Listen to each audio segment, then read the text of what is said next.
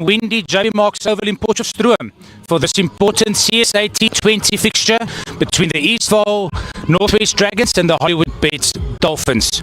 With me, the two captains, John Smith, Vian Libbe, as well as the match referee, Mr. Barry Lamson. Vian Libbe will have the coin, and John will call. Tails. Tails is the call, and it's a heads. We're going to have a back. Oh, sorry. Vian didn't know what to do there for a second. You guys decided to? We're going to bowl first. Okay, so after two losses on the road, how are you looking to change your fortunes today? Yeah, like I said in the previous interviews, I don't think we've played bad cricket. It's just small moments that we keep losing. So not too much different to what we've been doing, just paying more attention to the small moments in the game. Okay, and any changes to your team for today's clash? Yeah, one change. Aishal Kluter comes in for one spot. All the best, Vian. Thanks. John, nice to have two new additions to your squad. Happy to have them in your ranks. Yeah, look, obviously it's good getting Ethan Bosch back, and obviously awesome to get Lester Boy in our mix. He's obviously a world-class player, plays around the world, so very exciting to have him in our ranks. And will we see all three of them on the park today? Any changes to your team that won against England? Yeah, we obviously got a few changes, as I said, with a few of these guys in, but yeah, all those guys we mentioned are all in. Thank you and all the best. Thank you so much. And that is from the toss. The Eastvaal Northwest Dragons has won the toss and they decided to bowl.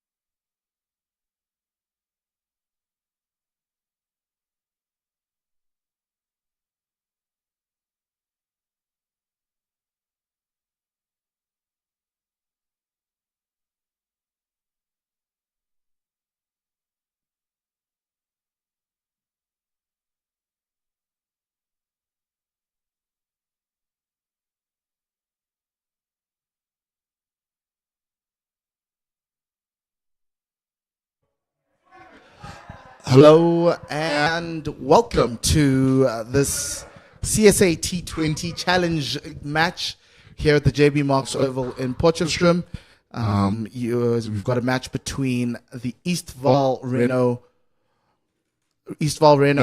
Dragons against the Hollywoodbets Dolphins. It is it's supposed to be a 20 over match, but due to rain and the stoppages, we are reduced to a 17 over match. The Dragons won the toss and have chosen to bowl first, and that would put the Dolphins into bat. Tsepang Ditole and Kaya Zondo are in the middle. My name is Mpomutweni, and I'm joined by Conrad Swart, who will be with us for the evening, and we've also got Gert as well with us, who you'll hear later on. Afternoon, evening, Conrad. How are you doing? Evening, both. Thank you. Yeah, I'm okay. Happy that we can get a game on here at long last. Half an hour lost. Reduced game, 17 overs. Yes. You were down there for the toss. What do the conditions look like? And what are we expecting today? Well, as always, proper batting wicket, I think, in Potchefstroom rolled really, really hard. Outfield in superb condition. Even though we had a lot of rain over the last few days in Potchefstroom, I think the curator here did an excellent job to get this field in the condition that it is. Mm-hmm. Yes, so both teams have different fortunes. The Dolphins are sitting in third, having only played one game. That game was against the Tuskers, the Muti Ram Tuskers. They won by 14 runs in a KZN derby. And then the Eastvaal Renault Dragons have already played 3 games. Lost 2 and a no result, which takes them off the bottom of the log with 2 points. So the Dragons will be hoping for a win to start off the season, and then the Dolphins are hoping to get themselves going. They're missing a lot of players, and at the top of the mark, we're ready to go. What a first ball to start off with. By Onke Nyaku, the man who is the new signing for Western Province. Yeah, Onke signed from the Western Province. Very good numbers that Onke has. But if we look just at the field, the JB Marks Oval, it's a high-scoring ground in day cricket. Yeah. At night, it's going to be difficult to get those scores. The highest score here of 271, but that was a Devon Brevis show back in 2022. A lot straighter there. There's a chance of a run out. Tsepang feeling very angsty around his crease there. Tsepang Ditole. Yeah, you can see him just getting it on the pad, maybe just angling towards the leg side there by Onke and Yaku. Just looks like Mikhail Prince did himself some damage there. Let's hope that's not the case. Mikhail's one of the more important players here for the Eastvaal Dragons. Yeah, just speaking to Vian Libber at the toss, 2 losses in the Cape area for them against the Boerland as well as the Western Province, how to change their fortunes. Just understanding those little moments in the game and getting through that.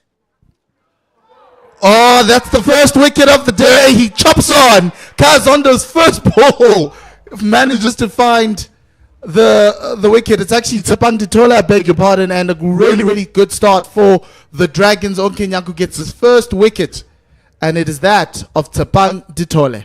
Yeah, it definitely bothered him there for the first 3 deliveries of the spell. You can just see it's the angle that Onke Nyaku's coming in, angling it into the pads of Tsepang Ditole, and this time chopping it onto the wicket. Yes, and Tsepang Ditole, after scoring 33 against the Tuskers, will not add to his score. And that brings in John Smuts, former Protea in the white ball formats, as well as a journeyman in South African cricket. Very versatile and a handy all-rounder for the Dolphins. Yeah, John Smith's now already 37 years of age. Seasoned campaigner, played his cricket around the country, and as you said, he played a few games for South Africa in ODI cricket, 6 of them, 13 T20s, with a total of 174 runs, a higher score of 45 in those T20 internationals that he's played, highest score in domestic T20 cricket of 121, averaging 25. Yes, the right-hander will be facing up to Onkenyaku. Keeping it tight on that line. The Dragons will be looking to continue that start, right? The only other home game they had was against the Warriors here, and it was a no result, and they'll be hoping to, get the 4 points on the board. Yeah, if the Dragons definitely need a win tonight to change their fortunes, get them back into the running for this to get to a playoff position.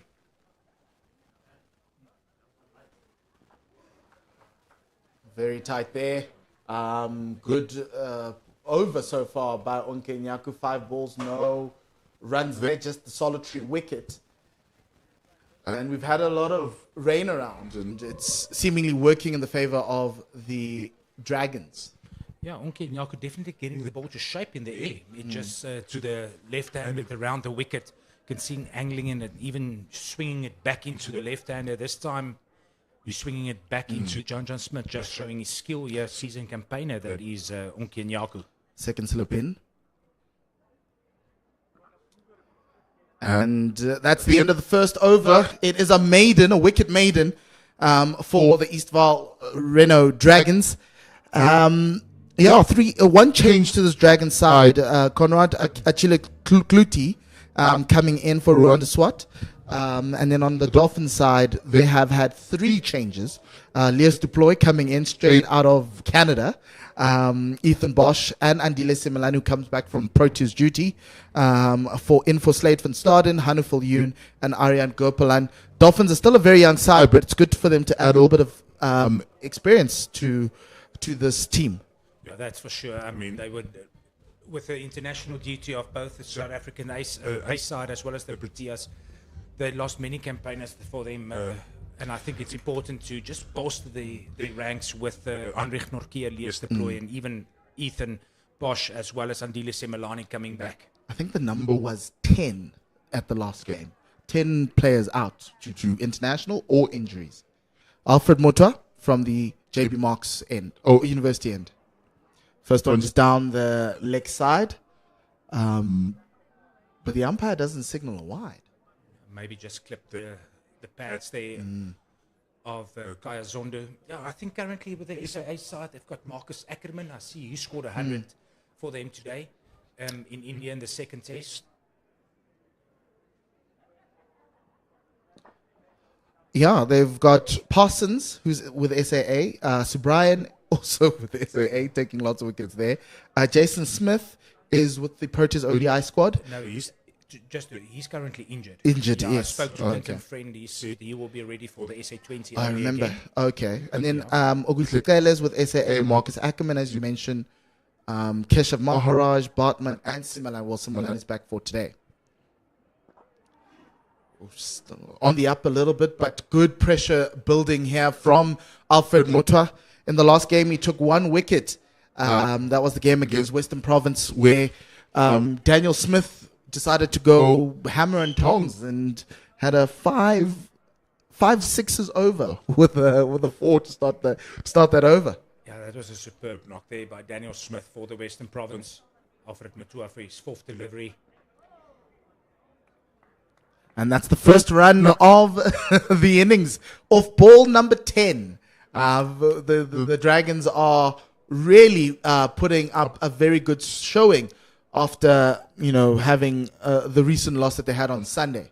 So if I'm in the coaching ranks of the Dragons, I'll be very impressed with this opening bowling spell. Yeah, correct, Alexander. The coach will be happy with his start, picking up that wicket in the first over. Now you can just see the pressure building. It feels like something is about to happen with Motwa now continuing.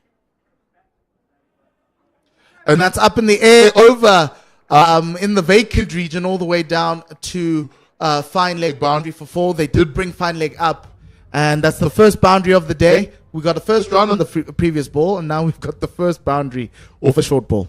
Yeah, I know that he actually put down square leg to the boundary there. Looks like Dion Forrest on the deep square boundary, but I don't understand why he wanted to go short at this time. He was bowling such good lengths, making it difficult for the players to hit it down the ground. Why they try to go short. You kind of feel sometimes bowlers want to test out all their balls before early on. Better length there by Alfred Matua to finish that over. Still a proper over, only going for 6 in his first over of his spell. So it will be 17 overs game, which I reckon 4 bowlers to bowl. 3 bowlers to bowl 4, 5 and 1 and 2 to bowl 4. Okay. Oh no, you got it right. Sorry, mathematics on a Friday night. Even though we're near a university or inside one, it is 2 bowlers that will bowl 4 overs and 3 that will bowl 5. That will bowl 3. That's okay. You had a long drive from Joburg. With all this through rain. The traffic, through the Oh rain. yes. Oh yes. 4. Yeah. Okay. Not a problem. I don't know a lot about mathematics. It's been a while since I've been inside a university, so yeah, you will forgive me. Onkenyaku to begin with a slightly open field, no slips to him. The 2 fielders on the boundary, square leg and at point. John is a master at rotating the strokes and finding the gaps. You could say that he was beaten, but he didn't. His career didn't in the Proteas didn't last long because he was a bit of a late bloomer. With the generation of great batters the Proteas have always produced, John was always the near man. And yeah, look, it's been great for him to kind of hone his career at the Dolphins, and he's been a very important figure for this Dolphins side of the last couple of years. It was part of the success of both the Warriors and now the Dolphins. Kazondo, another former Protea, played a couple of tests for the Proteas as well as a few ODIs, and he'll be looking to continue some of the form that he saw against the Tuskers. He scored 20 or 14, but it's the strike rate that's really important, and that's been one of the things that he's been trying to improve in his game and looking to be better at. Yeah, it's a strike rate of 112, which you won't be unhappy with. Oh, there's a very good engineered shot over the top for 4, 1 bounce 4. Third man is in, and he decided that, hey, look, let's try a scoop.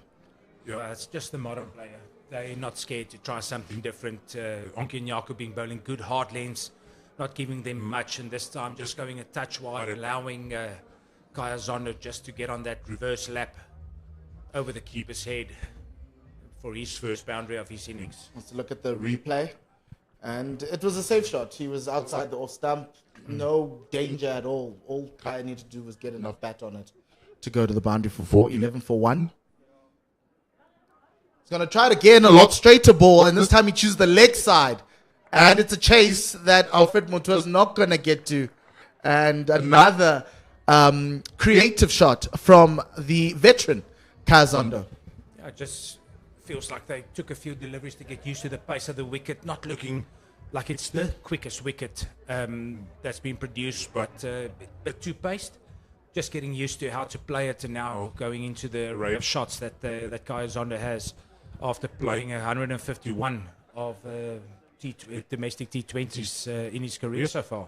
Yes, Kazondo has been part of South African cricket lexicon or Dolphins cricket lexicon for the better part of 15 years now. It's a good ball from Onkenyaku, who moved from the Western Cape, from Western Province, one of the many signings that the Northwest did this year. Very important for him is the game time. Western Province, the Dragons lost the Janssen brothers, as well as Gideon Peters, who I thought was a very talented fast bowler. And that's over the top, and in the power play, it will go for full value. It is a 4 runs again, the third 4 of this over. Onkenyaku just being toyed with by Kazondo to end that over of 13 runs. A class shot by Kazondo, touch shorter this time by Onkenyaku. Just picking it up over the square leg area for 4. That's a third boundary of the over. And yeah, I think the Dragons has they're still looking to find that right balance. They did so well so far in the first class competition, winning 3 out of 4, but just feel that they're lacking that one quick bowler. With Michal Pretorius currently being injured, I understand that he was had an operation on Monday to fix an injury. And now with Deon Forrester coming to the attack, he's leaving on Sunday for India as well for the SAA White ball tour. Deon Forrester. It's a good ball outside the off stump to start off with. He's a very promising all-rounder. We picked him up at the Knights 2 years ago, coming through as a youngster, trying to make his way in. Scored a lot of important runs for them in the T20 challenge in the year that they got, they got promotion again. And yeah, he's now at the Dragons, hoping to build a career out of it now with a stable franchise. Yeah, a good, honest cricketer. Deon, hailing from Pretoria, went to Afrikaans High School in Pretoria. Oh, that nearly chopped on, but this one's going to race away to the boundary. Great stop there. Valid attempt by Achille Kluti, but it will be 4 runs to John Smuts. Very lucky, I must say. A bit of an inside edge just past the keeper, beating the fine leg that's inside the ring. Yeah, just coming back to Deon Forrester. Played a lot of club cricket for Tuks. Did very well for them. And they had to move to Bloemfontein to hone his skill there. And I think in the end, it's a good signing by the Dragons. One of their final signings that they made. And now finds himself in the SAA setup, which is a good thing for him as well, to take his game forward, to develop, to understand international cricket. Super talented in a world where we need all-rounders. Oh, very easy there. But yeah, Deon has played quite a few matches, 7 matches, and he's taken 5 wickets so far in the CSA T20 challenge.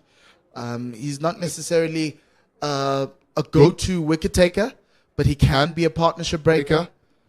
And that's essentially what Vian Libber is going to be looking for. I find Vian Libber's captaincy style to be more of a just, a fairer one, where everyone gets an opportunity here and there. He's not going to bowl people for long spells. He's always just trying to look for someone who's going to try find a breakthrough. And it's really, really good to see. Always thought Vian Libber should have played more games for the Proteas, but yeah, I'm not a selector, right? Yeah, I'm a big fan of Vian Libber.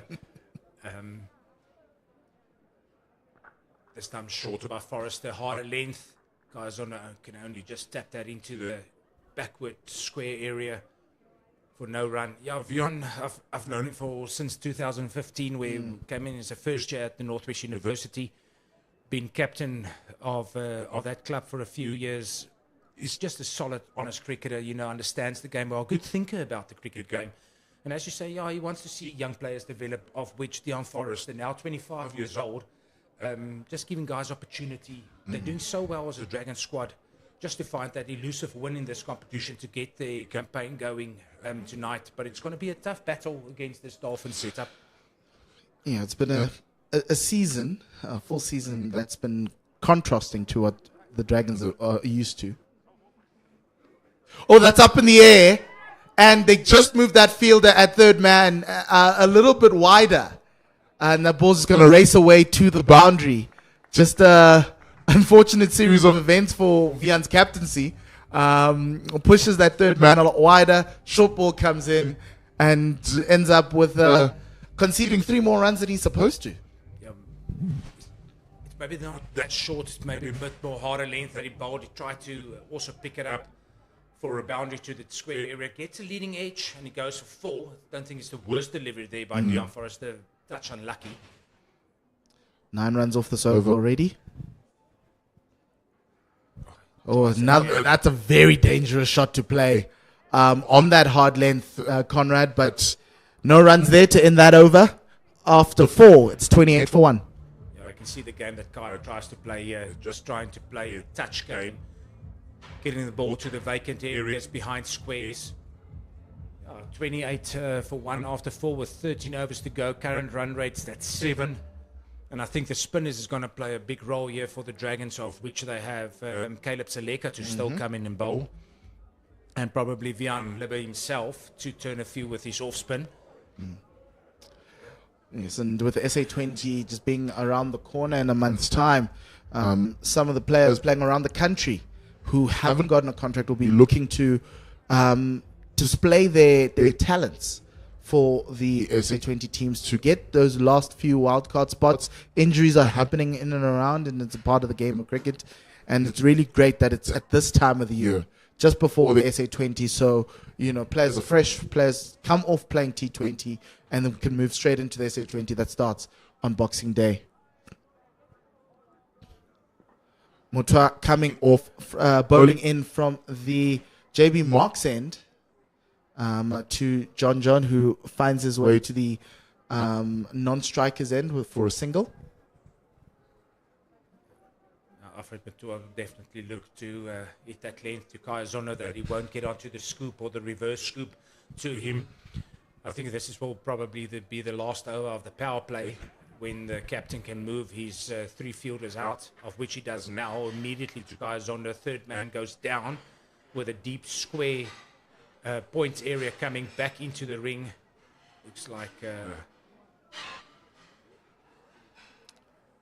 Ludwig Schult that's finding himself now at backward square area. That's a good ball, and stop balls bring pressure. And after the couple of overs where they've been leaking boundaries, I'll be very happy with that dot ball. Yeah, just coming back to the selections today, how good is it for the Dolphins to sign two players of that quality, Heinrich Nortje and Elias de Plooy, that's played around the world, into their setup, and especially with so many players out, or that you can have those two experience coming in with these youngsters to get the right mixture, get that balance in your team. Yes, and it's really important. And the Heinrich Nortje signing was very confusing, because I think on one of the websites it said that he was being signed by the Warriors, but the Dolphins announced him with a Warriors kit on, and so it was just weird. But we're happy for him. He's had a lot of injuries throughout the years, looking to get back into the Proteas side. We've got a World Cup in India early next year, and it's good to see him back. And it looks like the Dolphins are doing good business. And that is swatted away to a deep mid-wicket, just for a single. Yeah, and if you looked at it, right, in the last game they had 5 debutants, or 3 debutants, in the CSA T20, Piri, Gopalan, as well as I think it was Nobody Mokwena, who's playing his debut season. And obviously they also had Tristan Lees, who's also a youngster. And so it's really important to kind of bring in a lot more experience, because youth is great, and Quinton Finn must be happy with the way his youngsters played last week. That's over the top, first shot in anger, and John Smuts gets that ball to the boundary for 4. Yeah, you can just see John Smuts just before it was delivered by Alfred Matua, opening up his leg stump a little bit there and giving himself some room to create that width, and he can hit it over the mid-off area for 4. Yes, it's he just cleared that front leg and decided to tee off at the JB Marks Oval. Wasn't the worst of balls, was just searching for that fuller length, was Mutua. And then he decides to drag it a little bit shorter, and for a single. And Elias de Plooy, with all the experience that he has, Conrad, it is a very big signing for them, because he is what is like more of a T20 merchant or a T10 merchant. The last team he was playing for was called the Mississauga Masters in the Canadian T10 League, also known as the Super 60. And he was the top run scorer there, 238 runs at a strike rate of 231. Super 60 sounds like a veteran league. Wow. There was Martin Guptill, Sikandar Raza from Zimbabwe playing there, David Visa, Dwayne Pretorius, a couple of the names that are playing in that Super 60 league. So it's going to be interesting to see when he comes out, if he can, pick up from where he left off. He's been playing a lot of cricket, because he came straight from Middlesex to Canada, and now he's back in South Africa. Yeah, and he even played in the 100. played in the local T20 series there for Middlesex, the Vitality Blast. So, yeah, he does play a lot of cricket. Being overseas in England as his base, as we see Caleb Seleka now coming into the attack. Yeah, 32 wickets, 22 years of age. Boy from a school down the road, Khamiz. Very exciting talent. He's even got a younger brother that's also been selected now for the under-19 schools called Caden Seleka. And first ball through the gate. Caleb Seleka announcing himself to his home crowd with a wicket. And as we see that wicket, big slot by John Smith across the line. Ball just skids on from Caleb Seleka. What a good delivery first up. As the umpire signals that that's the end of the power play after 5.1 overs. Super start by Caleb Seleka. He's been a stalwart for this white ball team of the Northwest Dragons. Bit of flight in it, quicker through the air, just skids off on the wicket. Could be possible that we can see a deal later on this evening that could assist the bowlers as well. Surprising shot selection from John. Kind of felt that it was in his arc, but for first ball from a new bowler, would you have chanced that? Well, a guy of that caliber like a John Smith, he won't care about just having a look. You know, if he feels it's in this area, he will definitely have a go. This time, just not executing as well as he should. Maybe his head up, quite high up on the hit, as we see Lee's deployed now, making his debut here for the Hollywoodbets Dolphins. Interesting ball not to see him open the innings, which he's done over the years for the majority of T20 sides that he's played in. Yes, and I think it's just a balance issue with the Dolphins, with Ditole and Zondo. You'd want them to try and make the most of the power play. Leas has also batted in the middle order for the Joburg Super Kings over the last few SA20 seasons. Was the top batter, I think, 2 seasons ago. And he's here. He's travelled 1,000 miles to get here, and he's going to his first ball to the local lad, Caleb Seleka. And he gets an edge past the keeper. Mikael Prince doesn't want to look back. It's gone for 4. Good delivery again by Caleb Seleka. Actually, the umpire signaling buys. There's no edge on it. Unfortunate there for Mikael Prince not to get a glove on it. Good delivery by Caleb Seleka this time. Yeah, very good delivery by Caleb Seleka. He's started off well. Just held its line, similar to the ball that got John Smuts, right? Just kept on holding its line, a bit of like a googly shape there. Yeah, definitely just angling across the batter there. Elias deploy. Mikael Prince, maybe just a skid off the wicket that caught him. And Leas finally gets off the mark. He has captained Middlesex this year, and this is his 5th South African team, having played for Free State, back then known as the Knights now, the Titans, Boland, as well as the Southwestern District. So he now joins his 5th team, being the Dolphins. It was an interesting signing a few years back by Albertus Kennedy, the CEO of SWD, signing Leas Deploy. Good signing in the end. Yes, at the start of the league. He is a Hungarian citizen. He's got a Hungarian passport. Well bowled by Caleb Seleka, drawing Kaya Zondo onto the front foot. And I think the thing between these two batters, both are excellent runners between the wickets. So you'll see that they'll definitely push hard for that second one, even if it's hit straight down the ground. Even those little vacant pockets on this field, they'll try to exploit that as to the best of their ability. And it's a mark of a good team, you know, running between the wickets, mark of a good side. Dot ball avoidance is really important, and one way to do it is to rotate the strike. Les looking to tee off on the ball that is a little wide. Top run scorer for the Mississauga Masters in Ontario, Canada.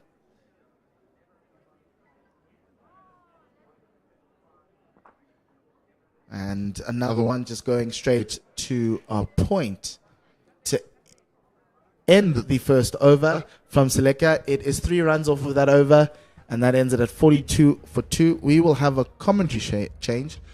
Gert will be joining Conrad.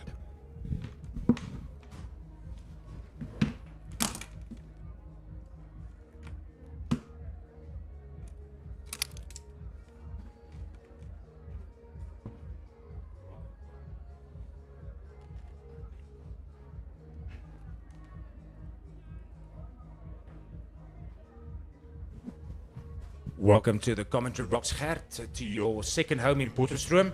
Gert Maloney. Yeah, thank you very much, Conrad. I love coming to Potch. It is like my second home as we see power play and replays there in the power play.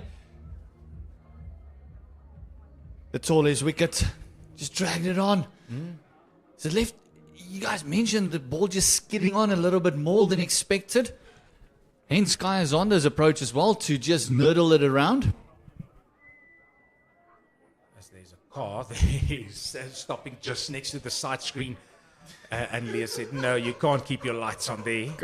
Why don't you guys switch on all your lights then? Why do you need cars to help out on the pitch?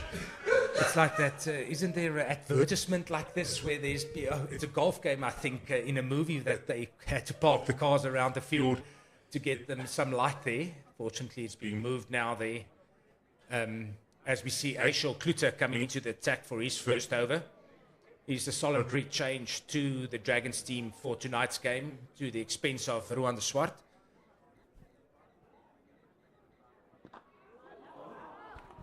As Lees Deploy gives himself some room and an excellent cricket shot over the extra cover area that goes for the maximum, showing the class that we've gotten used to over the years, Gert.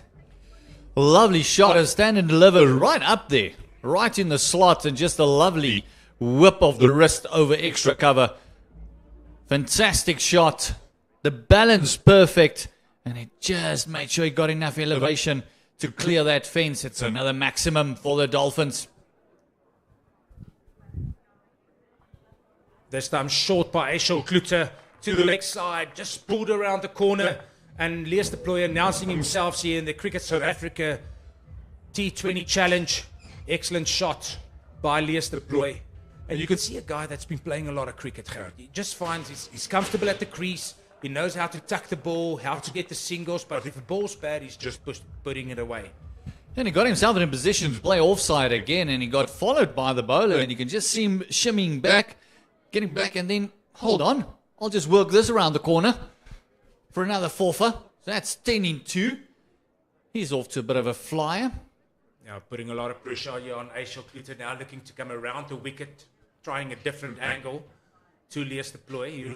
I think if it's going to be outside, he's definitely going to try and target that area over the top to the cover or extra cover area.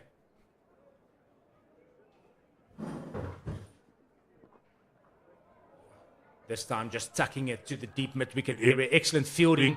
And as we said, they're definitely going to try and outrun the Dragons team tonight. You know, between him and Kaya Zonda, really quick runners. A lot of pressure is going to be put on the fielders. And also, as we know, JB Marks is known for a vast outfield. So it's a nice big outfield. There's always a possibility of making and turning ones into twos and twos into threes. JB Marks definitely one of the bigger outfields in the country. Good start by Janeman Milan at the extra cover. Yeah, if you just look at the average scores in the first innings here, in day games 160 Gert, at night games, day-night games 56 rather. Team batting first 115 out of 31 games. Batting second has won 24 games.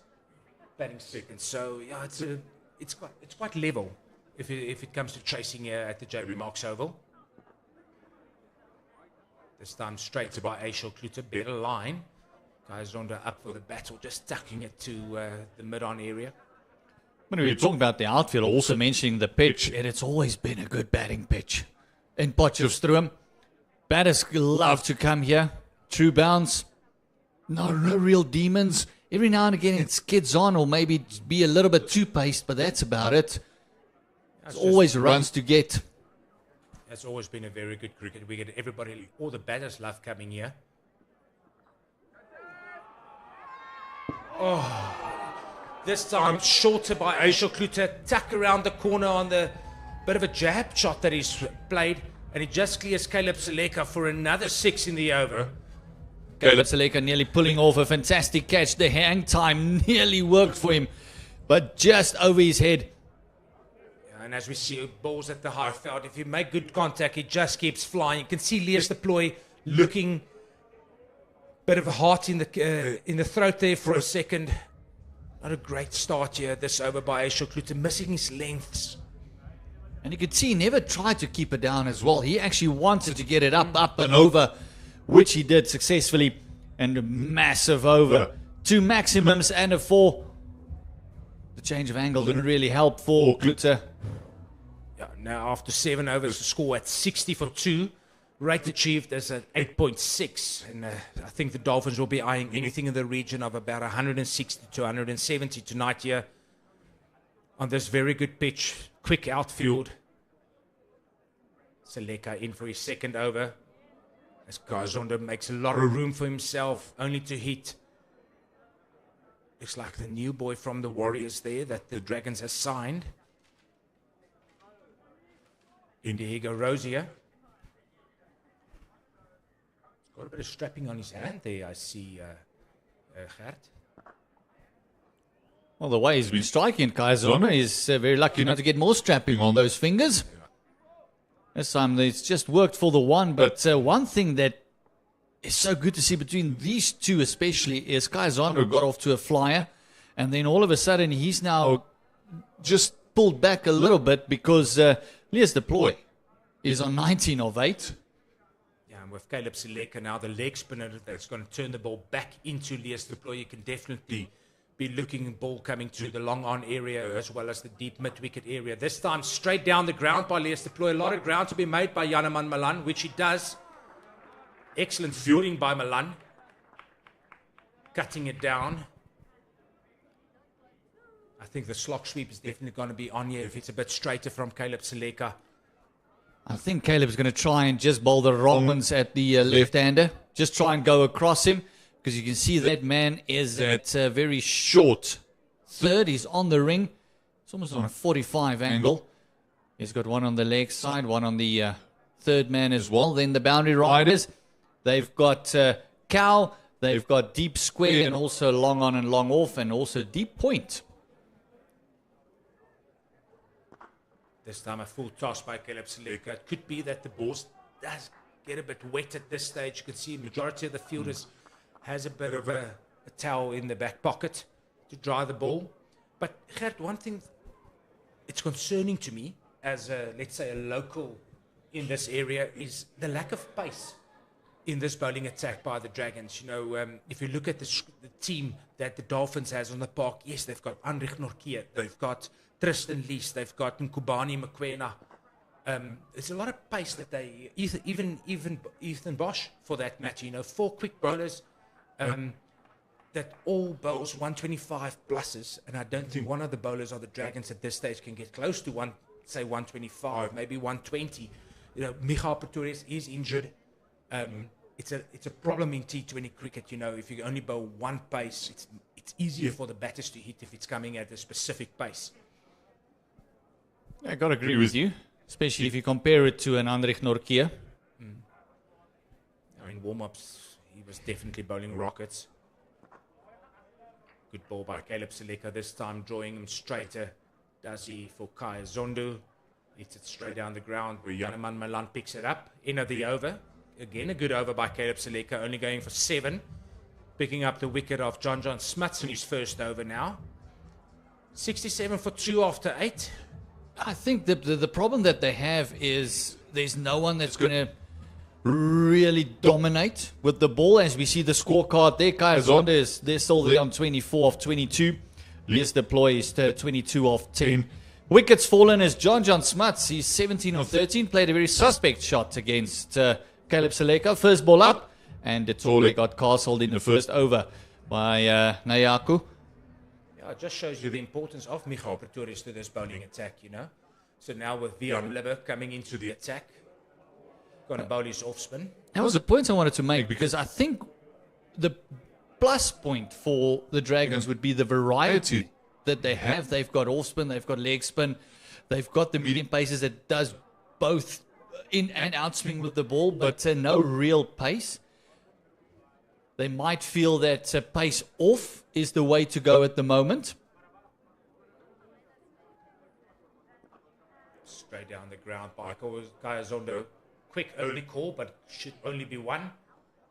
I think Yeah, I think they want to force the Dolphin players to actually hit the ball like they did with John Smith. He tried to force Caleb Seleka into a false sense of security and then gave away his wicket. So that might be the ploy here, bringing in Vian Libbe as well. Yeah, it could be that they're just working with a pace. Just as a medium pace, you've got to be so tight on your disciplines. You can't miss lengths too much. And I think the death will also be an area of big concern for Vian. This time, just drawing the ball, or bowling the ball rather, to the leg side. Swept by Lewis de Ploy for yet another boundary. He's going at the rate of not here, 26 off 11. Yeah, but I think Paul mentioned that his strike rate in Canada was over 220. So he's giving us a taste of that. I just feel the around the wicket ploy against the left-hander, just if he misses his mark, he's going to be able to work it to the leg side. You can see how well he's just hitting those angles. This time between the deep mid-wicket and the long on, going through for an easy two. Yeah, Leicester has actually played today his 191st T20. And he's got a higher score of 92, averaging 28, which is actually very good in this format. Strike rate of 133 with 4,009 runs plus 28. So he's doing really well. Made a big name for himself around the world. Better delivery this time by Vian Libbe, as Leas nearly ran past that one. But also with the strike rate he has in T20 cricket, just look what his 28 has done to the score and the impetus it's put into this innings. As he works this one just again to that man there at long off. It's got to come in a long way to pick up that one. But the intensity of which he's actually batting at the moment, he's running between the wickets. There's so much pressure as soon as he's facing up that you can see everyone's just waiting for something to happen. I think the boundary rider is going to be very busy tonight with these two running between the wickets, as Vian Libbe decides to come around the wicket to Kaya Zondo rather to get hit to the leg side where he has three fielders out. Oh, and another one missed by the keeper. Unfortunate. Aisha Klute does make a stop, and they will go through for 3 runs. Will be buys again, I reckon. Leg buys this time shown by the umpire. Not against the name of the keeper. Sigh of relief there by Prince. I think the disciplines of the bowlers has been very good so far. It's just been 4 buys and the 3 leg buys, no wides or no balls. As we see the replay there by Aisha Klute, doing very well to stop that 4 leg buys. We can see another change in bowling now with Onki Nyaku coming back for his 3rd over. I spoke to Vian earlier this week. You won't believe I saw him at the gym. That's where I hang out nowadays. Just kidding. Drinking a smoothie. Yeah, there's always a smoothie buy at the gym nowadays. But just talking about what went wrong against Boland and Western Province, I think just look at the lock. Boland is far ahead now on 19 points, and even though they played 3 home games, if I'm not mistaken, they won against the Lions in Joburg, which is a massive win for them, is they understand how to play on the wicket. And the point that I want to make is if you understand how to play on your home ground, there's already 3 or 4 games that you can set yourself up. This time, Onki Nyaku going short again, getting a bit of a top edge as Kaya Zondo. But again, we spoke about that running between the wickets, Gert. And another 3 runs to the tally. 1 short shown by the umpire. Looks like Brad White there. It's true what you say. If you actually know how to play on the wickets, look at that fantastic fielding once again. If you know how to play on the wickets and you know the history on the fields, it makes a massive difference. You can just see the running from these two, and we can expect the same from the Dragons because their running over the last 2-3 years has been phenomenal.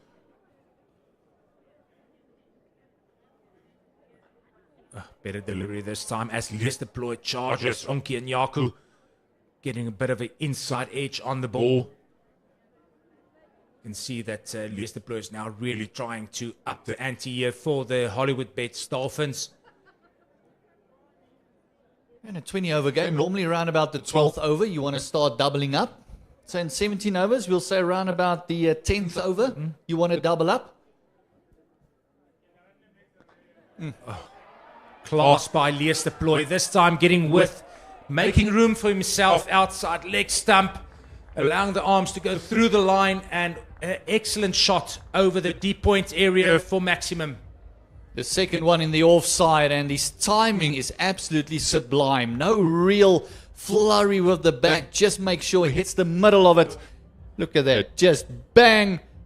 Fetch. Thank you very much. I'll take a sixer. Superb shot by Lees de Ploy. Such class by the 31-year-old now. Getting down on one knee and just opening up that whole offside. Oh, such a class shot by Lees de Ploy. This time going straighter, again making room for himself outside leg stump. But this time he goes over extra cover for 4 runs. A lovely check drive, almost gave himself a bit of room, followed by the bowler. And just, again, the timing. 2 bounces into the fence. Absolutely phenomenal timing. And looked like he's having a jaw in South Africa at the moment. What a way to announce himself. What I like about that shot, Gert, was the fact that he kept his shape. He just elbows up through the shot, using the pace on offer. This time, try something different. Not allowing the bowler to settle on any line or even that length that we spoke about. Just feels that one delivery that they haven't actually exploited this stage is maybe the Yorker. Because he's making so much room for himself, it's just bang, deep into the wicket, doing something different, not allowing the batter to settle as Lees de Ploy has so far in this innings. This one is slapped over extra cover, and they're going to turn for a second. Phenomenal running. And I got to agree with you. Another thing they haven't tried is actually to go over the wicket to him and go across him. Maybe get your third man a bit wider and a deep point in, just to try something different, because at the moment they're just bowling at him and making him hit the ball. But that's the end of the 10th over, and from here they want to double up. And if they're going to double up from here, Conrad, this is going to be a massive score in a 17-over game, because 92 brings you up to a 184. Now, it's a massive score if you think about it. Vian Libber will definitely have to get his thoughts here together. Hoping for that wicket off Lees de Ploy. Keep him quiet. That's the thing. Give him one. How can we give Lees de Ploy one as a fielding setup here? But then also you got Kaya Zonda on the other side, who's just been playing second fiddle to de Ploy at the moment. A fantastic job done by him. Because if you look at this partnership is 57 runs already. So a great partnership put together, the 50 coming up in that previous over. And he's just played second fiddle. He was very happy just to give Lees de Ploy the strike. Yeah, he's got the best seat in the house for the shots being made so far by Lees de Ploy, as we see another bowling change. Dion Forrester back into the attack. And Gert, with Dion leaving, I think it's today or tomorrow or Sunday rather, it's going to be interesting what the selection will be for Tuesday's game here against the Inland. There's a possible chance here. Oh, and it's put down by the fielder at mid-on.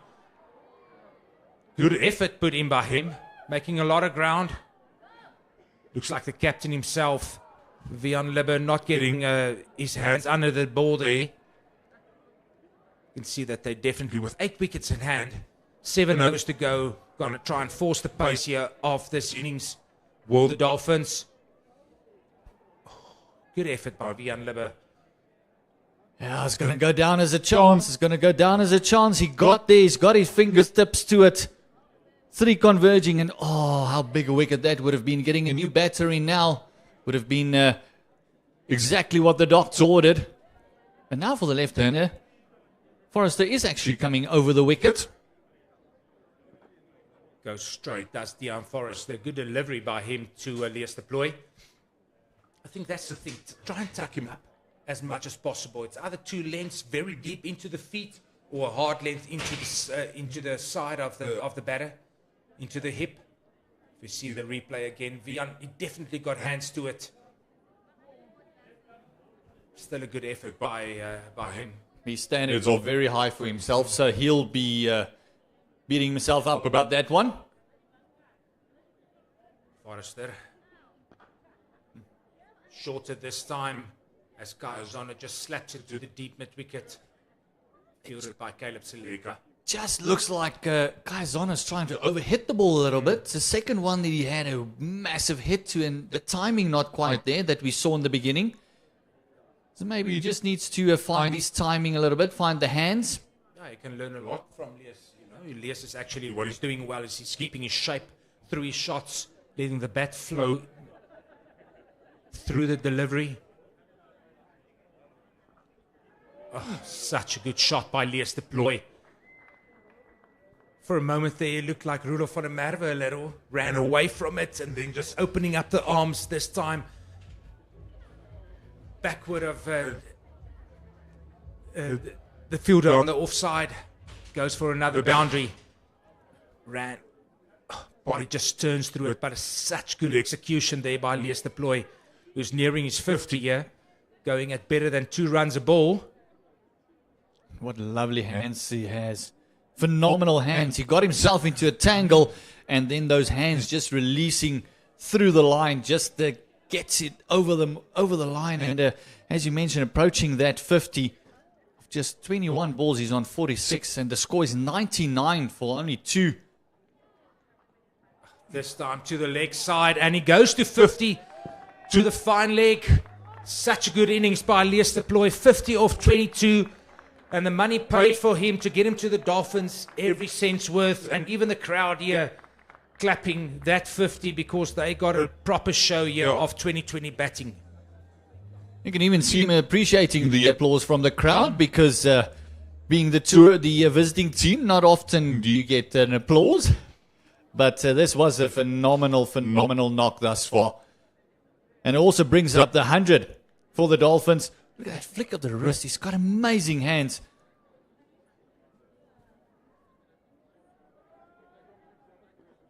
Again to the leg side this time. You can see the Plooi is really trying to bowl it into the hip of Lias de Plooi. He's got a packed leg side field there on the boundary with a fine leg to the boundary, deep mid wicket, long on, and still Lias de Plooi finds a way to score the boundaries on that area. This is all the World Test Champion Mace Tour coming up on the 8th of November. It'll be the DP World Wanderers Stadium, where the DP World Wanderers will be taking on the Tuskers. Yeah, we're back here on the 14th of November at the JB Marks Oval, where the Renault Northwest Dragons will play the Multiply Titans. That's going to be a good one. That's going to be a good one. We saw in the 4-day game, there was a lot of energy between the two. Yeah, the Dragons pulling off their first win against the Titans in that 4-day competition, picking up 20 wickets to win it, I think, in the last hour on day 4. Now, the Dragons had a proper start to the season in first-class cricket. 3 wins out of 4, topping the table. Be quite pleased. And, you know, in the past few seasons, we were used to the Dragons doing well in white ball cricket. Now, all of a sudden, they're doing well in red ball cricket.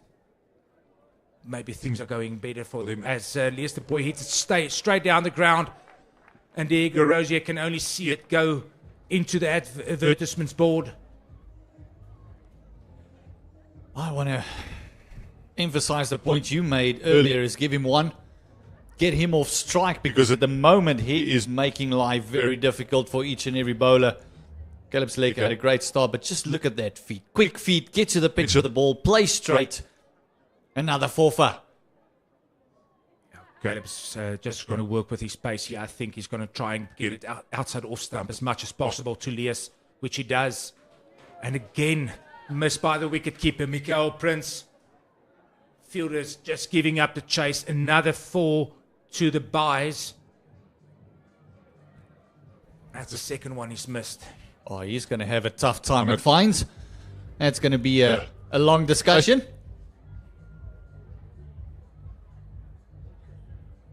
It's almost like he's not picking up the pace of the pitch. He's standing up a little bit too early. Look at that. He's just missing it.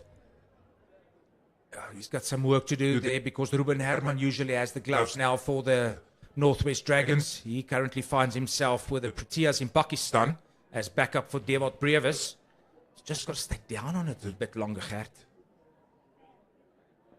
This time again, down the wicket comes Lees deployed to Caleb Seleka. Tucks it to deep mid wicket. Thrown in on the bounce. This over already going for 9, of which 4 were 4 buys. But definitely the Hollywoodbet Dolphins here putting a lot of pressure on the Eastvaal Dragons.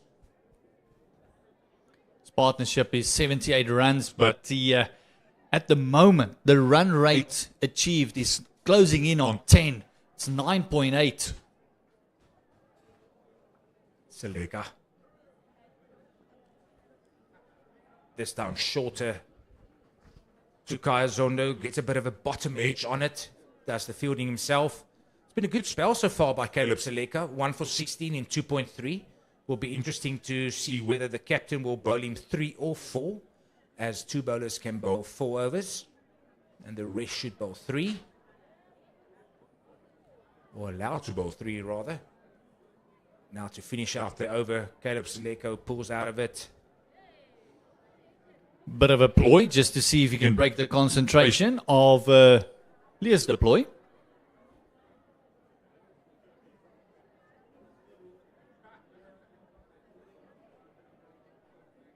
This time Lees does the same to him.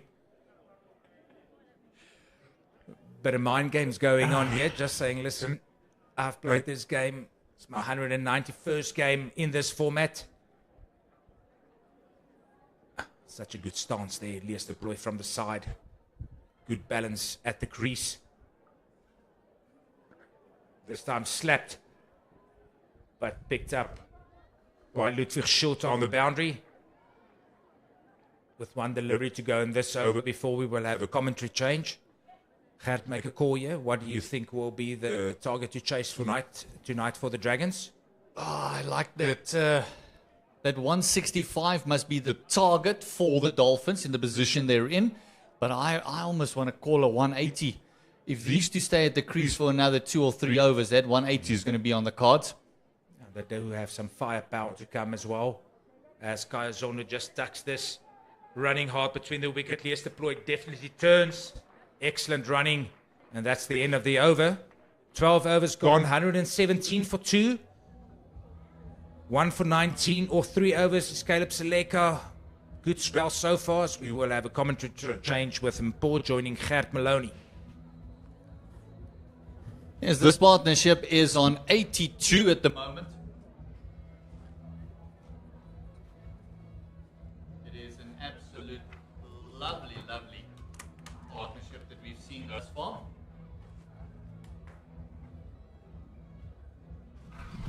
Yes, Gert, it's been a beautiful partnership from these two legends of South African cricket.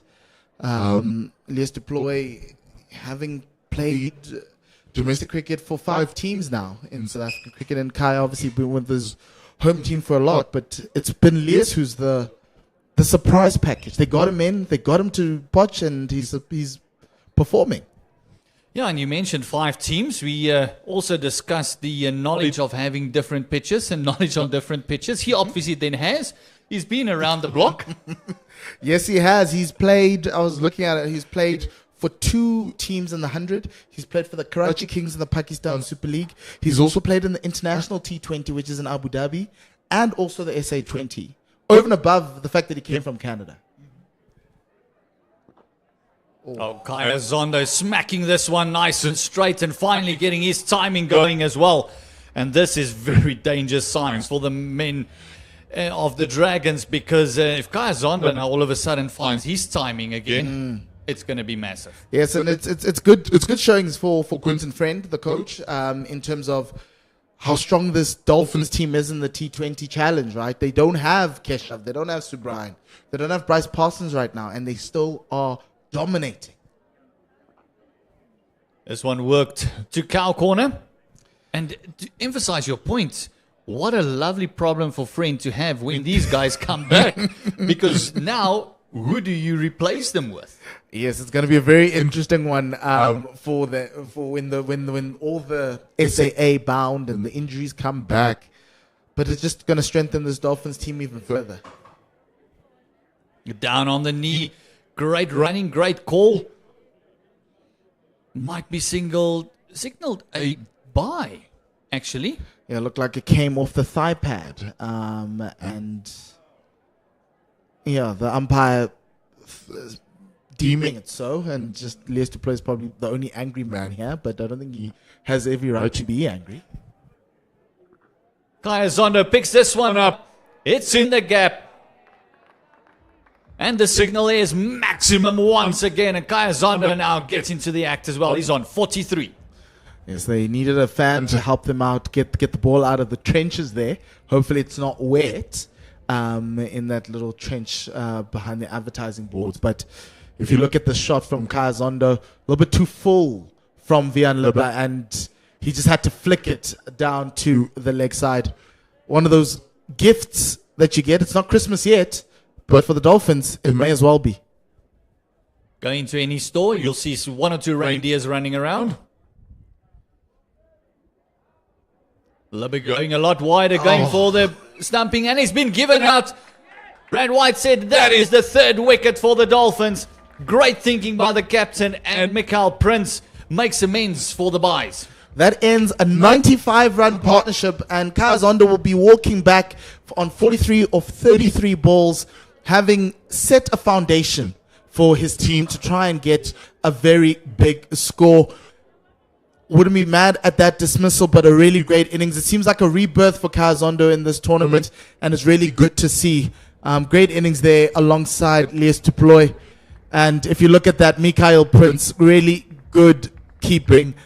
Kaya was left in a splits position, and he just couldn't get back.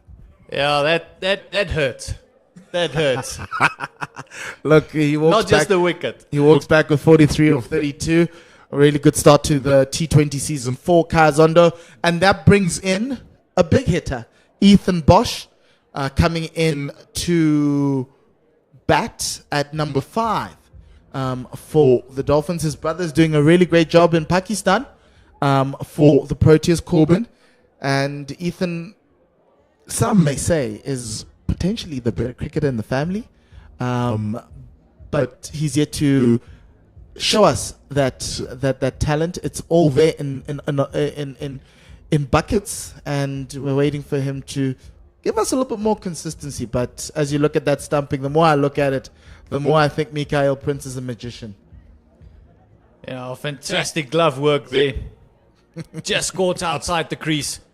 Great camera work there as well. Thank you very much for the production, guys. They've done a great job through thick and thin in the rain and the wet.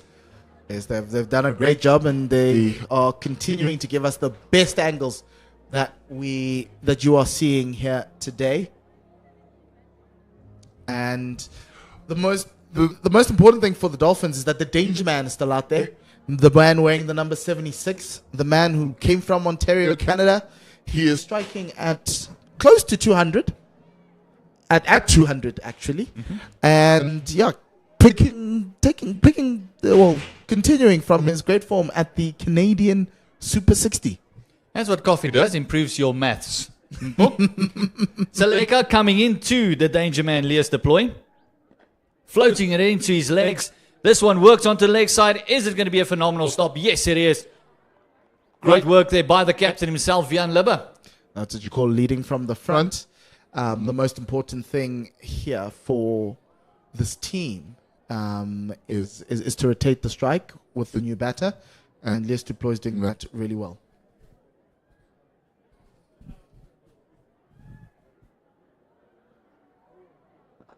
Using his feet, going over. Is it a chance? Yes, it is. Jan Manalan says, thank you very much. And this is now the massive moment in the game. This might be the turning point for the Dragons. It's wicket time, but it's Lias Deploy going back for 60. Great catch by Anaman Malan at long off. Easy, well-settled catch. But that ends an innings that will be a highlight for many tonight. Lias Deploy coming in with 60 off of 30. He had 6 fours and 3 sixes in his 60 runs, and effectively gave that Dolphins batting a bit of a jolt. And it was like moving from gear 1 to gear 5. And Les Deploy showing that he's been playing cricket all year round, coming in with red hot form, a great signing for the Dolphins, and they must be very happy right now. Yeah, fantastic signing, but also what great work here by the Dragons, because they might just, with those 2 wickets, got themselves back into this contest, because they can now drag back that run rate achieved, which is on 9.9. Yeah, it brings in another man who is on a 200 strike rate in the last game against the Tuskers, Khomoli Mopiri. Youngster, high performance contract. High performance contract means that you're still a student and you are making your way through the cricketing parlance and cricketing structures. Comes from St. David's in Johannesburg. Oh, this one's sliding on and very nearly going through, but you can see the intent from the get-go is they're going to start rotating strike. Yes, Khat, this game's never over.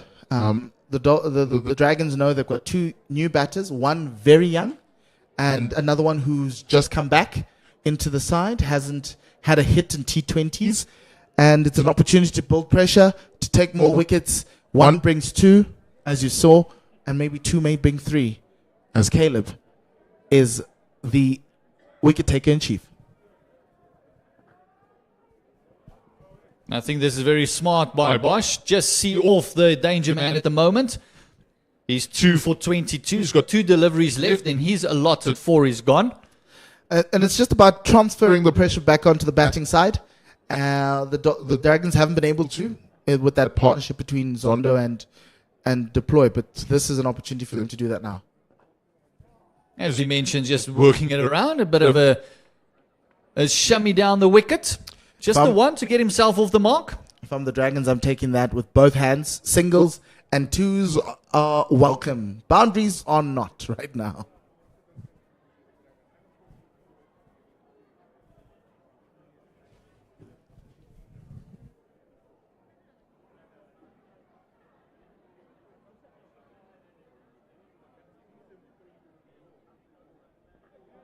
Again, trying to give himself a bit of room, is Piri.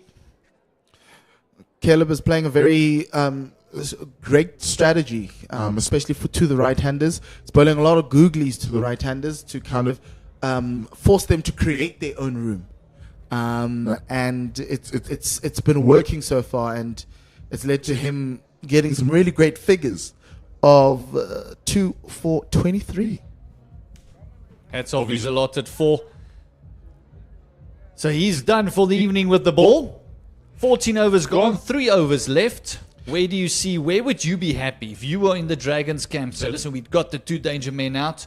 Where would you be happy? Anything under 150.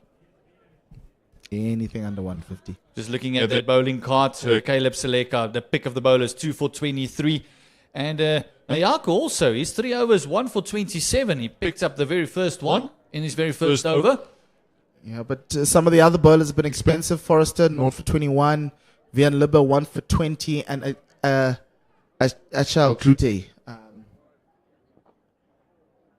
Now this one just worked onto the leg side. Fantastic running by the 2. Bosch had no intention of settling for just the 1. Yes, Achal Klute with 1 for 18. So Vian Libba has tried everybody. And, he's bowling out the ones that have shown a lot more production today, and Alfred Motoa is one of them.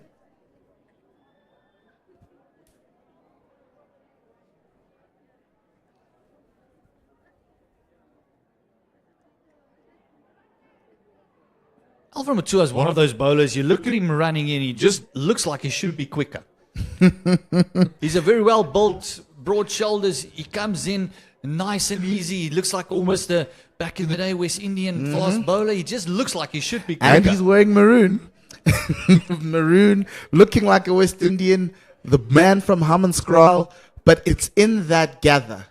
That gather is what generates enough pace. Yeah, nice gentle medium pacer. Motoa Easy for us to say up here. Let's see, easy, gentle, medium pacer. Look, when he was younger, he was faster, but you know, as you get older, so he's a little bit of pace. 35 years of age. Oh, this one is straight up in the air. This could be the fifth wicket. Yes, it is. Great take, and it's a Matua who gets the gift of the wicket of Piri. Khumolemo Piri, his life in T20 cricket, he may have thought in the last game it was a little bit easier. This time it's a little bit harder. And he just got rushed on that one. But the youngster goes back to the hut, just only contributing one this time for his team. But as we look at the replay, yeah, just a little bit more, just surprised him with a bit of bounce. And he tried to give himself a bit of room. But, yeah, all he could get was a top edge on that one. Every single delivery he's faced, he's trying to give himself a bit of room. I think maybe if he stands still a little bit more. But that's how they make them these days, Kat. These youngsters, the exuberance of youth, the ability to move around and make any shot happen. And you can see the youngsters talented. But again, with the game of cricket, it takes a while for you to kind of figure out what works. What worked in Pietermaritzburg last week doesn't work here in Potch, unfortunately. And yeah, and bless their youth and their flexibility and their ability to eat carbs. Mm-hmm. And that brings the man from KwaMashu. That is Andile Simelani. He has played 10 matches for the Proteas and T20 internationals, straight off the plane from Pakistan, ready to help his Dolphin side. And he's going to be an interesting one for tonight. We'll wait to see what sort of jet lag he still has, because I think he's less than 24 hours off the plane, if I'm not mistaken. Yes, he is. But I'm sure he's enjoying the amount of cricket he's playing at this young age, coming out of the same hub as Nonkuleko Mlaba and Nondumiso Shangase. Getting a bit carried away there was Matua. Yeah. It's the first wide of the evening, so the first extra. Yes, a very disciplined bowling performance by the Dragons. Andile coming out of the Inanda KwaMashu and Ntuzuma Cricket Hub.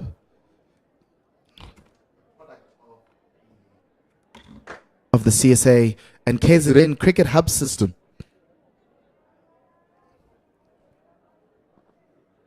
This one worked around on the leg side. It looks like they're going to push for two. Yes, fantastic running between the two. Looks like he doesn't have a lot of jet lag. Looks like he's still got a bit of jet fuel in those legs. He's still very young, and someone the Proteas camp believes has a lot of promise as an all-rounder, and it's a perfect opportunity for him to also just try and bat with a bit of aggression for the last 2 overs. Just offside, another single, and that brings the end to the 15th over, and that is 2 overs left, 12 legal deliveries. You mention anything under 150, I think they might be happy to get over 150. I think anything under 165, with the start that they got, would be happy for the Dragons. Yeah, look, I think the Dragons would be happy with a 165. The Dolphins would have loved to get something above there, right? 10 runs and over gets you to 160. Hopefully they can get possibly a big over in this next one to push them closer to 170. Because with the start they got, right? Yes, they're going at a run rate of 9.4, but you got to believe that the dew might set in. It might be a little bit easier to bat a little bit later on. And with this batting lineup from the Dragons, it could be a fireworks show. You've got Yanama Malan, Mikael Prince, Ludwig Schultz, who scored 61 of 40 in losing cause. Diego Rosier is also an important batter for the side. Vian Libber had the highest strike rate in the Mark Boucher era for anyone playing T20s. Forrester coming in, works around the corner. It's another double for the Dolphins. Just a nice gentle full toss on the legs. Doubles and singles are the aim of the game right now.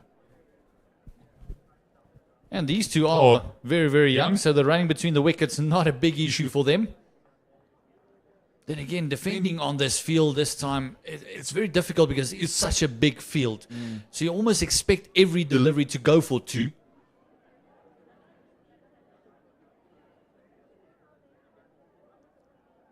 Single will be a great aspect for the Dragons, but almost be a let-off for the Dragons bowlers as well. Yes, and it's also, I'm actually not mad at that because it's a bit of a blueprint for the Dragons, right? It's about dot ball avoidance.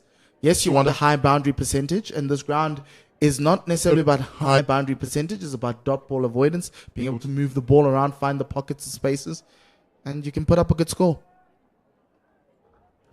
Oh, this one is up. Is it going to be another wicket? Yes, it is. It's straight down the throat of the fielder at backward square. And it's Ethan Bosch giving it away, trying to emphasize and put some impetus back into this innings. And it's a 6 wicket down.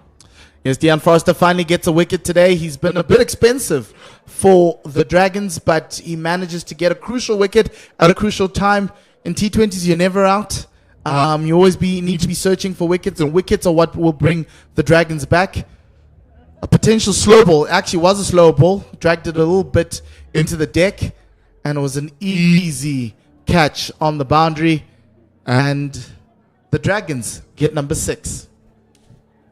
And more importantly, a dot ball as well. It's not just the wicket, it is also a dot ball, and it is a great, and it's Ludwig Schultz picking up the catch there on the boundary. You know, he's been very good in the field today, Ludwig Schultz, and you'd be wanting that confidence to continue in the batting. Just picked it up, and there was no pace on it to carry it over the fielder, and a good ball there from Dejan Forrester. It just shows you 2 wickets. When they broke that partnership, both the set batters went back into the hut. And that's what brought the Dragons back into this game. And it's 4-0 effectively for the Dolphins. Mokoena coming in and trying to get himself off the mark. Yes, the young man from Bloemfontein played SA Under-19 in the World Cup in 2 years ago, 2024, or last year. Selected by the Paul Royals for the next SA 20. So he'll be hoping to show his future employers what he can do. Going for the big heave-o, and he's finding the outside edge, and the scoreboard will just say 4, not how it got there. Yes, there are no pictures on the scorecard, and he'll be happy that there aren't any pictures, but there's video, and we are here watching him score his first boundary in the CSA T20 for 2025. You could call it a wild swing. He was hoping to hit it down the ground, but had got a healthy edge.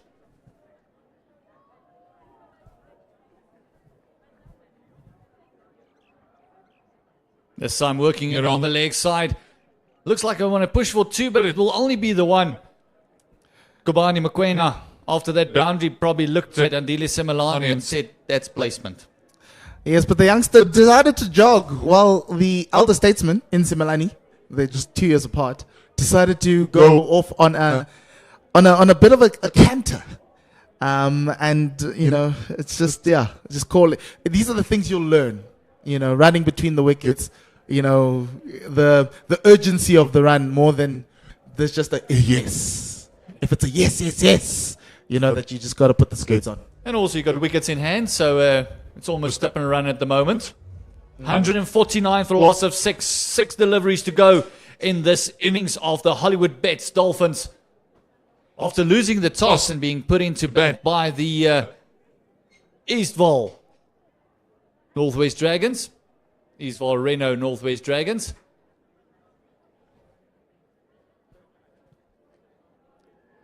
Oh, he is castled in. And it's Alfred Matoa saying thank you very much. And young man, no edges for you. It's middle stump. Good to know that the Yorker is still in fashion. You know, throughout the years, in cricket, certain balls are no longer in fashion. We went through a period where it was the slower ball bouncer, that wide one. But finally somebody, the elder statesman in Alfred Motua, showing us that if you aim for the stumps, it's going to be tough for you to miss. Good old-fashioned, you miss, I hit. Very deep in the crease, he wanted to access that leg side. There is 3 men patrolling that leg side, but no contact whatsoever. As Tristan Lees, who can hit a very long ball, comes into the crease as well. 5 deliveries to go. Young man from Waterkloof, known for his bowling, but he's got long levers. Very tall boy. And yeah, you can see what Quinton Friend is building there in Durban. There's a lot of youngsters coming in. He's got a lot of players looking at the Proteas, as we've spoken about throughout this innings. And this young core is going to help him. 4-day cricket, they've really struggled with these youngsters. But this might be the format for them. And immediately gets off the mark with a 1. Great fielding. It's a good way to start the final over. A wicket and a single. You just can't be conceding. There's my 150. Just hoping that they hold on. That's where the target stopped for you.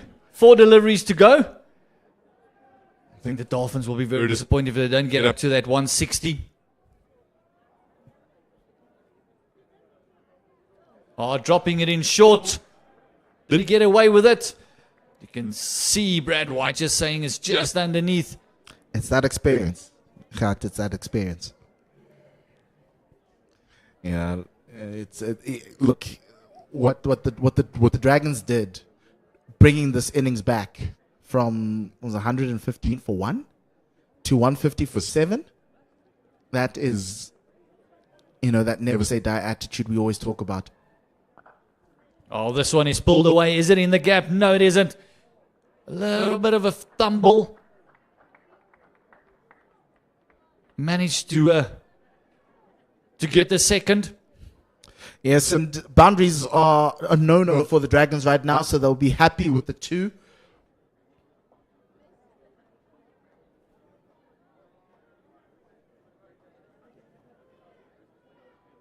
Where does he get a boundary?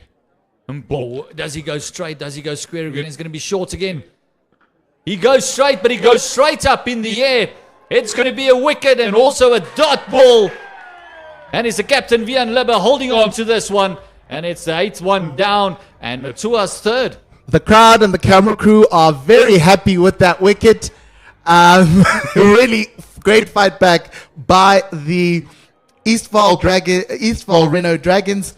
130 for 3 to 152 for 8.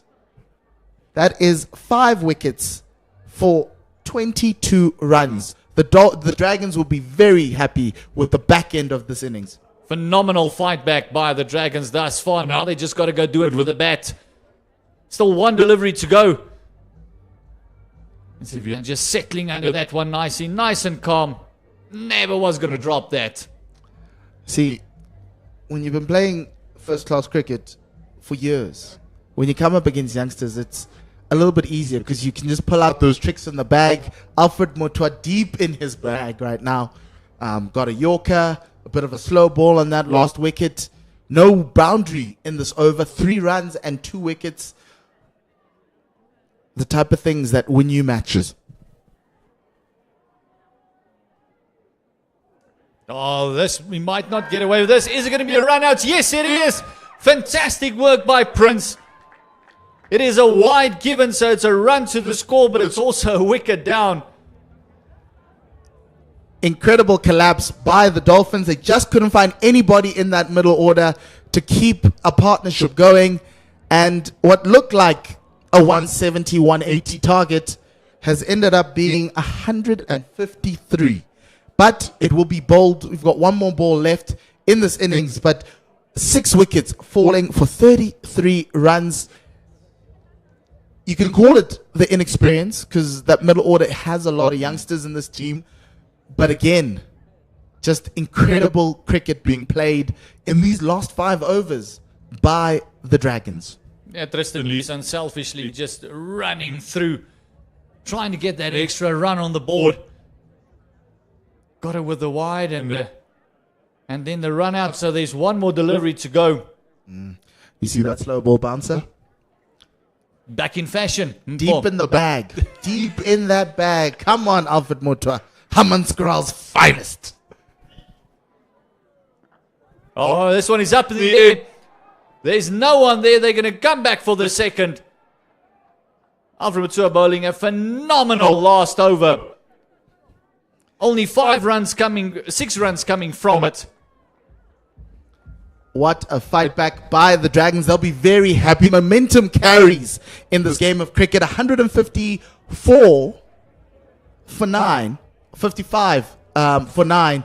After chasing leather for the first 10 overs, they brought it back. It's not about how you start, Khat. It's about how you finish. And the Dragons finished exquisitely. And now the Dragons got to start up with the bat as well. So this will be their blueprint, as you mentioned it earlier. What are we going to do to get to that score? And we look at that scorecard, and it's Kaya Zondo and Leas Deploy that got them into a phenomenal position with a partnership of 98. Especially Leas Deploy, that's 60 of 31. And then from there, it's all single digits, Mpho. Yes, it looks like a telephone number, but not a happy one for anybody who is a supporter of the Dolphins. But great batting from Leas Deploy as well as Kaya Zondo, giving the Dolphins a great foundation. From a bowling perspective, it's all about Alfred Motua and his experience. 3 for 26 in his 4 overs. But Caleb Seleka must not go unnoticed with that 2 for 23. He was the one who started this fight back. And 1 wicket for Vian Libber, Dion Forrester, as well as Onkenyaku. Those two between them, 8 overs, 49 runs, 5 wickets. So 5 for 49 between those two. Phenomenal fight back. And that's what's going to start. That's the first wicket that fell. That was in the very first over. That was the toilet that went. Yes, Sabang just chopping it on from a ball that was tight on that angle. It was not a great start for the Dolphins, but Caleb Seleka coming through with the first baller to John Smuts. Yeah, very surprised that he actually went across the line there. And then this was a fantastic stumping by Prince. And that's where the downfall started. Just a little bit of aggression from Kaya Zondo, and it just didn't work out for him. And this one, a lovely catch by Yanaman Milan. This is the big wicket. This was the wicket of Leas Deploy. This is the one they wanted. He was very aggressive, and he just wanted to keep going and put more pressure on the Dolphins, but this time just didn't get a hold of it. And then this one couldn't get hold of it. It's an easy catch. It's another one. And it's the first one for Motua. That was Ethan Bosch. Actually, Khumole Mopiri looking to go over the top. The experienced bowler getting his first wicket.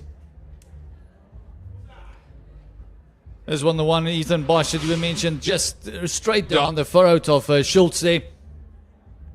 Just didn't get really... It almost looks like he stopped in the shot. He actually had to just go through it.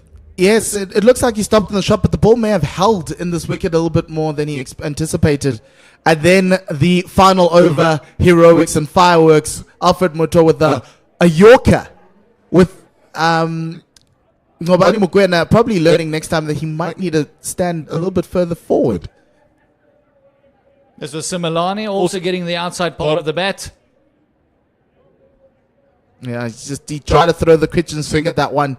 And no form, nothing, not the greatest that you'd ever want in a textbook. But yeah, he did try to find a boundary, and he just failed in that attempt. Vian Libber taking the catch, says thank you very much. And there was also a wide and a run out. And just look at the figures once again. It is Alfred Motua, 3 for 26 in his 4, and Caleb Seleka, 2 for 23 in his 4. It is going to be a great game. It's going to be a great fight back by the Dragons with the ball. Now they've got to do it with the bat. We'll be back in about 10 minutes' time and see the run chase for the Dragons. It is against the Hollywoodbets Dolphins, 155, searching for 156. We'll be back in a couple of minutes.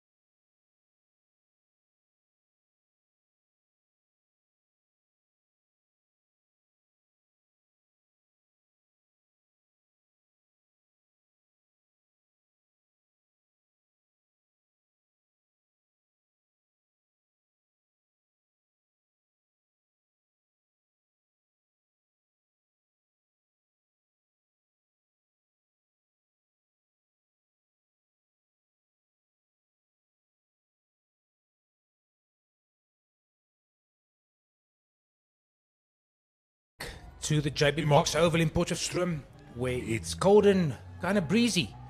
I'm joined by Mpo Mutlani, I'm Conrad de Swart, and the Northwest Dragons will chase down 156 to get their first victory of the CSA Challenge T20 competition under the belt. Evening, Mpo. Evening, Conrad.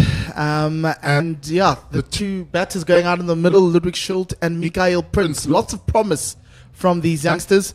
We're hoping to get a win under the belt, run away from the lower end of the T20 table.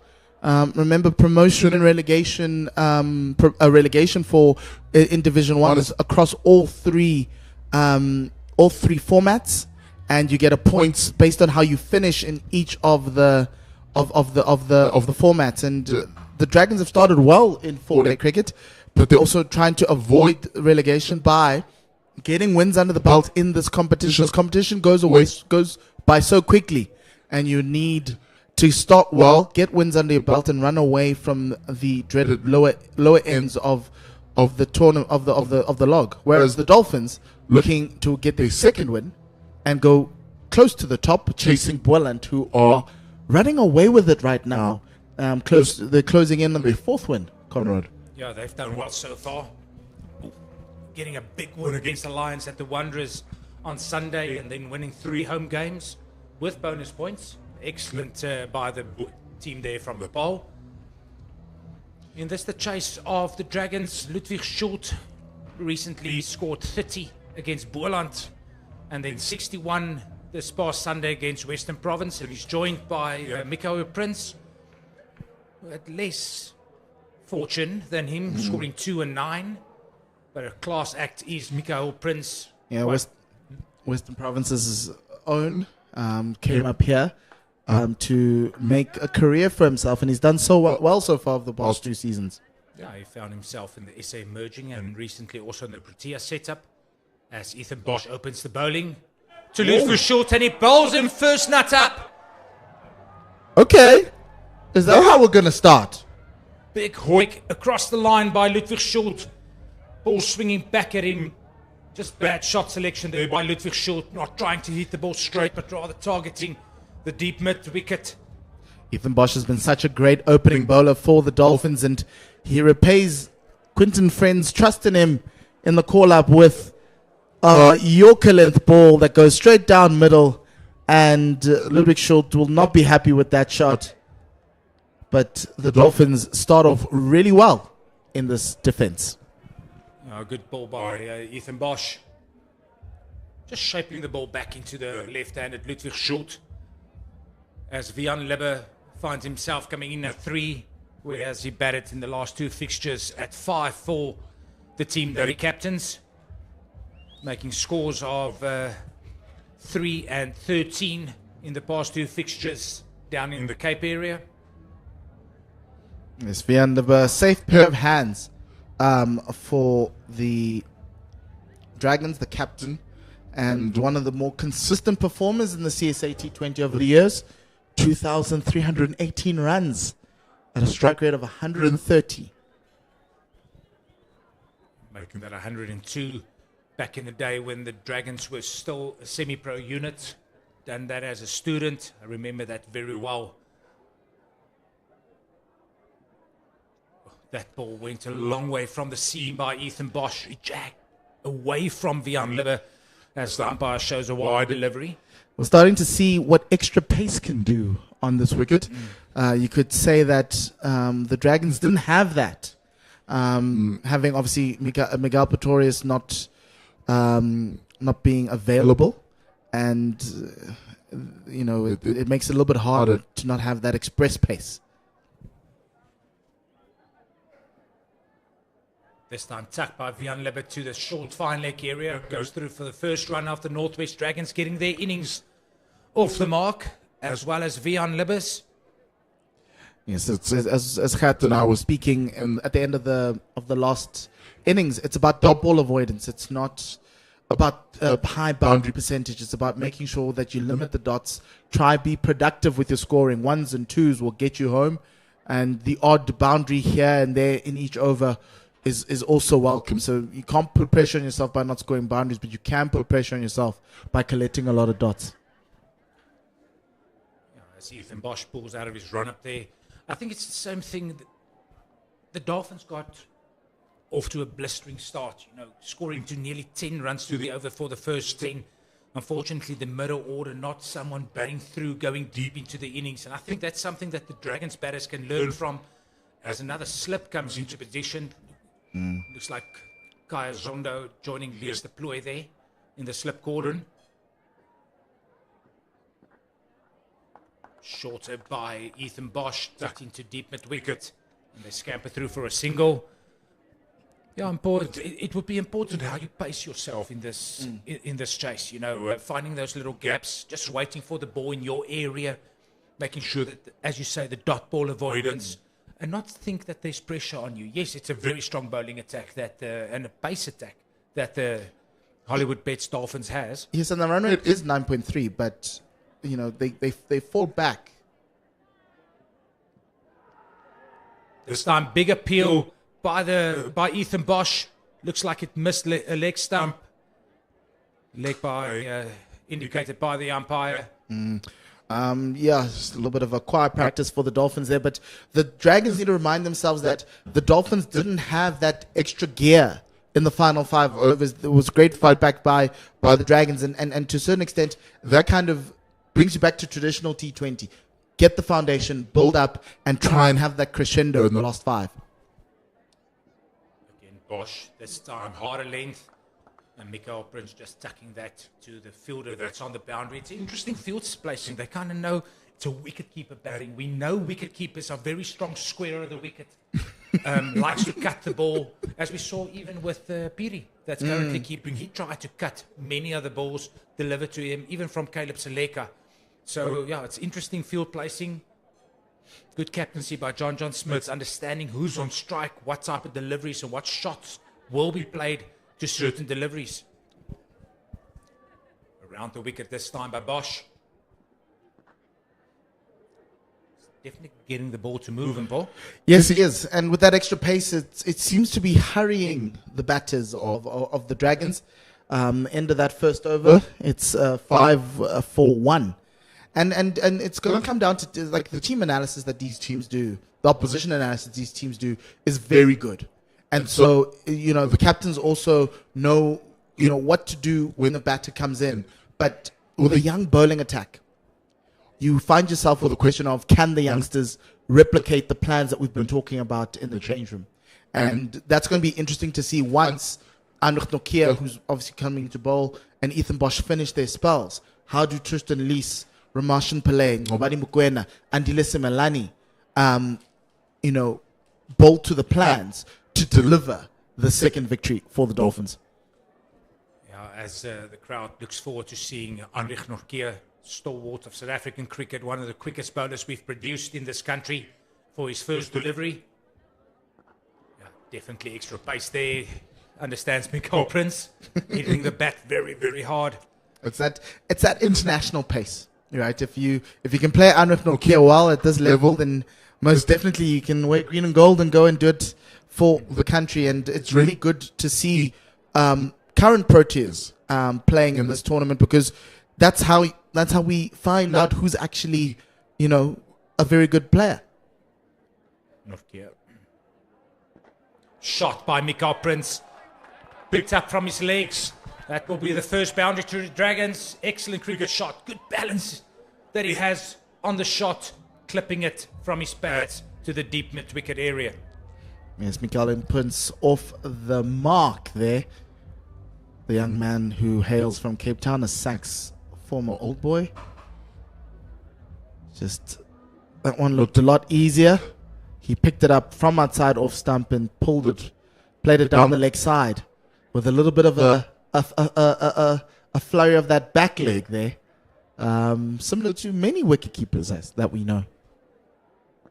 This time again, similar shot by Mikael Prince. Oh, he would have been out if he didn't put in the dive. I think it would still be a short, so not a great call there by him. Ethan Bosch just missing.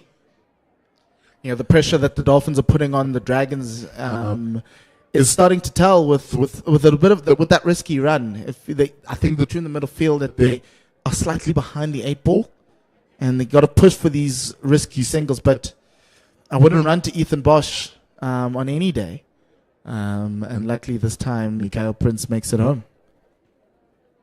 Nowadays, in the modern game, mid-on and mid-off, batters feel that if they hit it straight to him, they set off for a run. It's become very important positions. Usually in the old days, we had our worst fielders there. Nowadays, it's our best fielders in that position, as Ethan Bosch is. Vian Libbe on strike now to face Heinrich Nokia. Score currently on 10-1. Oh, it's a good grab at the back there by Piri. It's great keeping from Khumolemo Piri. One the Lions have let go. We're not happy about that, but it's good to see the youngster in Durban plying his trade. I think the same can be said from some of the cricketers that is produced by the Dolphins. Sony going down to the Warriors. A few of the players coming up to the Gauteng and Northerns area. There's no loyalty anymore in cricket. That's where you get game time and Paul. What a nut. Hard length by Heinrich Nokia, just leaving Vian Libbe outside off stump. You had a look at it, but it just beat him with pace in that additional bounce. It's good to see Heinrich Nokia bowling with steam. Because he's had a lot of injuries over the last 2 years, and it's really good to see him bowling as quickly as he can and hitting the right marks. Very disappointing from the Warriors to not be able to sign him for the season. He has reduced the amount of cricket he plays. Oh, this time short by Heinrich Nokia. Vian Libbe giving himself room, and he digs it in short, following him. Heinrich Nokia showing again the talent that he has, reminding everybody that, you know, he is still one of the top bowlers for the Proteas. It's just about what the game plan is here for the Dragons. Do they go hard in the power play, or do they keep their wickets in hand to take this game as deep as possible? Forget about a possible bonus point. Just make sure to get that W behind their name after this evening's fixture. Thick outside edge this time. Look, I think from a game plan perspective today for them is to try see through Heinrich Nokia and try score against Tristan Luce, Mokoena, Pillay, and potentially Ethan Bosch, and see if you can't get to that total. You do know that obviously it is a 4-over spell, so you know Nokia's probably got one more left here. So there is an opportunity to score on the back of these two. Yeah, I think important for these two batters to get that partnership going. You know, there was a big partnership between Lees de Plooy and Kaya Zondo. It was more than 100 before their collapse started, and that's what they need here, is big partnership. As Mikael Prince gives himself some room, hits it over the extra cover area for another boundary. Excellent cricket shot by Mikael Prince, who's had a proper first-class season so far, scoring his maiden first-class 100 on this JB Marks Oval earlier this year. Yes, very happy for Mikael Prince. He's one of the next gen of cricketers that are looking to find a place in the Proteas side, and shots like this are one that kind of remind you that he's got a lot of promise. Cover drive over the top, just this time he just picks it up off a harder length from Ethan Bosch, goes for a single down to the deep square area. And if you look at this Dragons batting lineup, he's one of the big game players, right? If you know the Dragons are going to chase us down, Mikael Prince has to have a good innings, and that shot just shows all the class that he has, Conrad. Yeah, he's a dangerous cricketer. Saw him play some big knocks last year for the SAA team on this very same field against Sri Lanka, eh? And if you think about it, I'll continue. This time short by Ethan Bosch, and it's dispatched by Vian Libbe to the leg side. What a cricket shot, Vian Libbe. Starting to get his eye in is the captain, promoting himself up the order tonight and delivering on another boundary in this over. 2 have already gone. 9 runs already off the over. A lot of pressure now shifting back onto the Dolphins. They need to try and find a way to stop these boundaries from happening in the power play. You are only allowed 2 fielders outside the ring. This time cut square. Ooh. They're going to go through for 2. Good stop in the end by Pele. Ball just spun away from him on this, and I think there's a bit of dew currently on the field, which we do have in Potch late evenings usually. Yeah, it's the first sign of the dew on the field, and it's going to be playing in the batting team's favor. If you have a look at that last 4 by Vian, that was just all in the slot and ready to be hit, and he just got his iron. Oh, this time, loose delivery by Ethan Bosch. Beats the keeper, and he goes for 5 wides. It's already a big over with 11 on the board now. That's another 5, taking them to 16 or 4 legal deliveries. Yes, that's the type of over you're looking for at the start of the innings to kind of get that motor running. The Dragons the Eastvaal Renault Dragons don't have a diesel engine. It seems more like a petrol one, just a quick one that gets going, and this over is a testament to that. Unfortunately, just that delivery by Ethan Bosch beating the keeper. Not much Perry could have done about that. Just swung away from him in the air as it beat the batter's backside. This time, Vian Libber goes down the wicket. Is there a chance? Yes, it's taken. Looks like Lees deploy. Vian Libber just forcing the pace after already a big over. Just forcing the pace of the game there, and gets caught for 7 off 9 deliveries. Yeah, it was trying to find some room, but he tucked him in really nicely, did Ethan Bosch. And a difficult catch for Lees to deploy under the lights, as he shows you there. Yeah, he was looking to try and force it a little bit, but Ethan Bosch doing well to follow the batter. And Lees deploy with a smart catch, a catch of a man who's been playing cricket for the last 15 years. Not good shot selection there by Vian Libber. Already a big over of 16. Just duck it there for 1. Keep rotating the strike. Put the pressure on the fielding side. And now with that wicket, 27 for 2 is the Eastvaal Northwest Dragons. Yes, very poor game management by the captain. You already had an over of 20 or 15 in this over. And going for another boundary is a little bit greedy. And he got found out. Yeah, as Janeman Malan comes to the wicket. Such good numbers does have Janeman Malan. And I kind of sometimes think he's the forgotten man in South African cricket. 92 games. Look at that average, 29, striking at 128. Highest score of 128. 3 centuries. ICC Emerging Player of the Year for the year 2022. And we have never seen him again in Proteas colours. He's had a tough time going around South Africa, and he's decided to come back home to try see if he can figure out his fortunes here in the Northwest. That's a good shot by Janeman Malan to get off the mark. Yeah, boy, if you think about it, he's still averaging 47 and a half in ODI cricket. In first class cricket, he's averaging 42 with 1300s. Yes, it's baffling as to how he's been forgotten.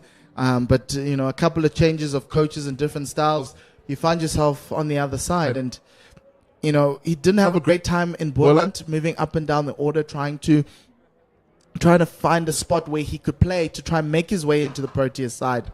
And it didn't work out for him playing there in Boland with his brother. But it looks like this season might be the season for him to knock on the door. Good delivery there by Heinrich Norkier for his second over. Good start.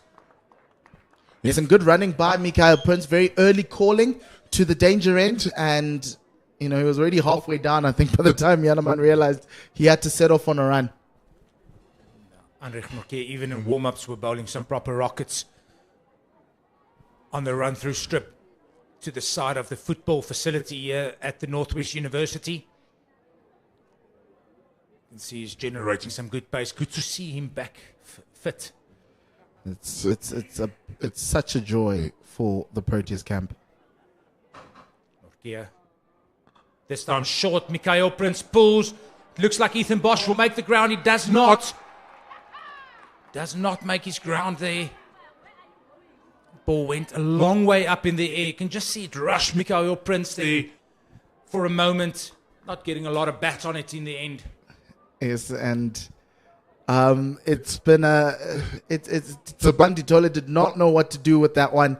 He just kept on backtracking, turning around, and he just couldn't get there, eventually landing in no man's land.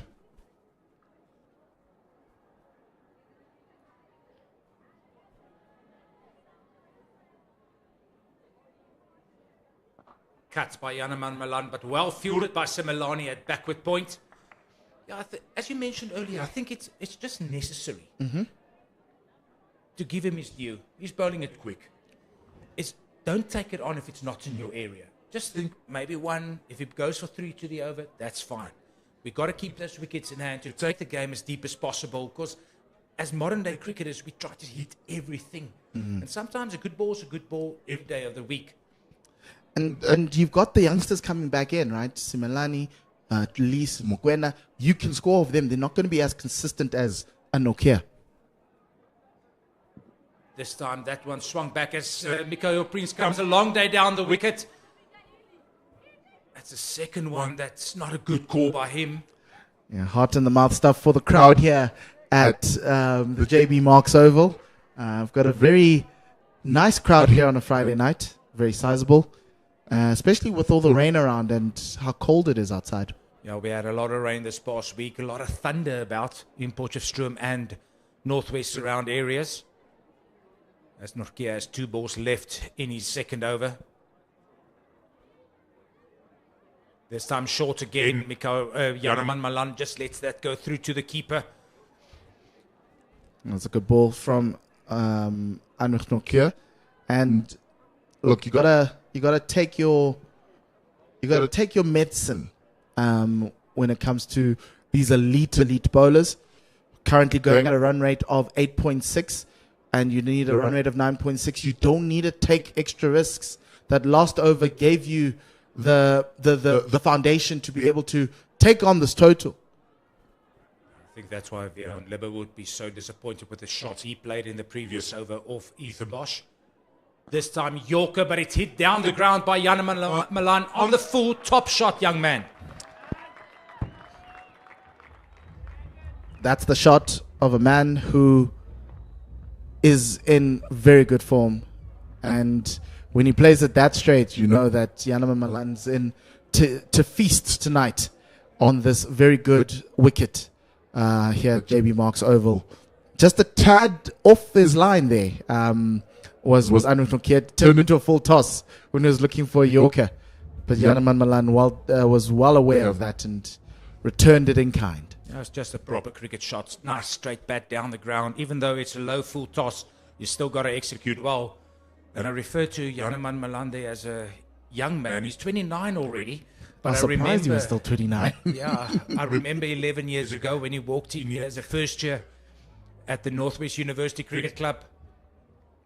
Coming out of SA under 19, Waterkloof High School, and the mentorship there of Kosi Pienaar, who's producing a lot of South African cricketers, as Tristan Lees currently is on the field for the Hollywoodbets Dolphins.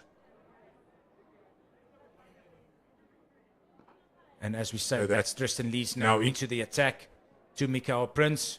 He can also generate some good steam. Yes, one for the future, one potentially being looked at by the Proteas selectors, or the selector, Patrick Moroney. We are in a period where fast bowlers are going down like flies. As we see, we've got the Test Match Championship Tour. The next stop is the DP World Wanderers Stadium on Saturday. Short this time by Tristan Lees, and it's cut by Mikael Prince for a boundary. Excellent shot by Mikael Prince.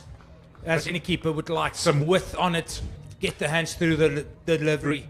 And it's that inconsistency with being a youngster, right? The first ball was on the money, Second one was slightly off, and Mikael Prince was able to climb on top of that and send that to the boundary. Yeah, the exuberance of youth there by Tristan Lees is definitely letting it go very quickly this evening. That time because she's just digging it in short. Mikael Prince up for the challenge and just tucks it. And the great thing about Mikael Prince is that he's always looking for a run, and it's an important attribute to have in T20. Many people believe it must be all about boundaries. You must sit in your crease and just look to swing through the line, whereas it's about trying to find where the next run's going to come from. Oh, and he yorks Janneman Milan. What a delivery. Just angles it back into him. And the leg stump is gone. Serious pace from Tristan Lees. Leg stump gone with a Yorker length ball. Just amazing from Tristan Lees. It's that extra pace that we've been talking about. And as you mentioned in the innings break, right? The Dolphins have come with some serious pace here. And it's on show. Bosch, Nokia, and now Lees. Yeah, there's no substitute for it. If you can bowl it quick, let it go, especially in the power play. Getting 3 sticks down already for the Dragons. Still needing that big partnership we spoke about earlier. But excellent execution by Tristan Lees there. Into the feet of Janneman Milan. That is a perfectly executed Yorker. A bit of a mixed bag from Tristan Lees to start off with. Good ball, bad ball, okay ball, and excellent ball. I don't think his captain would mind that at all. If he picks him up 1 or 2 with that pace, I think he beat Janneman Milan there for pace in the end. But such a good execution of the Yorker there. And as you mentioned earlier in the innings of the Dolphins, it's an underrated delivery nowadays in the modern game. As bowlers, guys go quickly to slower balls and cutters, where if you can execute bumper, top of badge, top of off stump, and Yorker, that's the 3 deliveries to bowl. Especially on a good wicket, on a good batting wicket like this one here at in Potchefstroom. As we see Diego Rosier, 1,178 runs at a strike rate of 125, yet to score a century, but he's got a high score of 74 not out. His team will be hoping he gets close to that to give them a chance to win this game. Here comes the youngster Lees. It's a good length by Tristan Lees with 1 ball to go in his first over. Yeah, Diego Rosier already 31, former South African SA under-19 captain. Hails from Northern Cape High School in Kimberley. Currently playing club cricket for Ikageng Cricket Club in Potchefstroom. Oh, my people. I've got family in Ikageng. Visit them quite often. Love that cricket club. Yeah, it's good to see pros playing club cricket as well.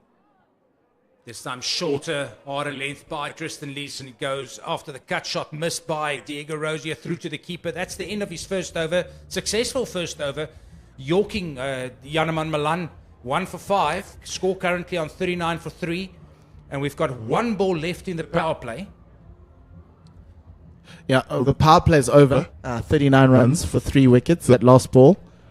The power play is 5.1 in this match. So we've got 1 more ball left. And John Smuts is going to bowl that ball. He's going to take the responsibility bowling that final ball. Of course, it's a rain-reduced match. We started half an hour late here because of rain in Potchefstroom. Only 17 overs aside. John Smuts into the attack captaincy, taking that responsibility on him. And what a stalwart John Smuts has been to all the teams he's played for in the domestic season around the country. A big appeal by Piri, but no love from the umpire. No love from the umpire, but we might give him love over here. Some great glove work from him. And yeah, the youngster is doing a great job behind the stump so far. Now, the spin earlier this evening did the job also for Northwest Dragons, where Caleb Saleko was quite successful, 2 for 24 in his allotted 4 overs. Good glove work there by Piri. Prince was well in on that one. This time straighter by Smuts. Just tucked off the pad by Mikael Prince. And what a job he has to do here for the Dragons.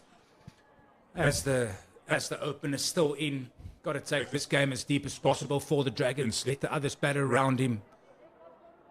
Big responsibility on those 21-year-old shoulders. Well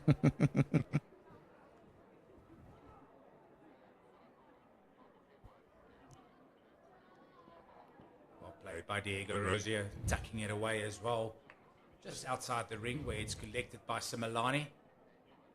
Yes, and it's time for the Dragons to build that partnership, try get it to the 10th over, keep the run rate in check. It's currently required rate is 10, which isn't impossible.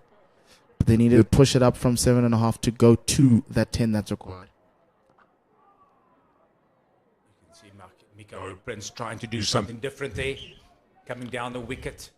John Smith, but a wider character that he is. John Smith, in his 221 games he's played, he's picked up 125 wickets in T20 cricket.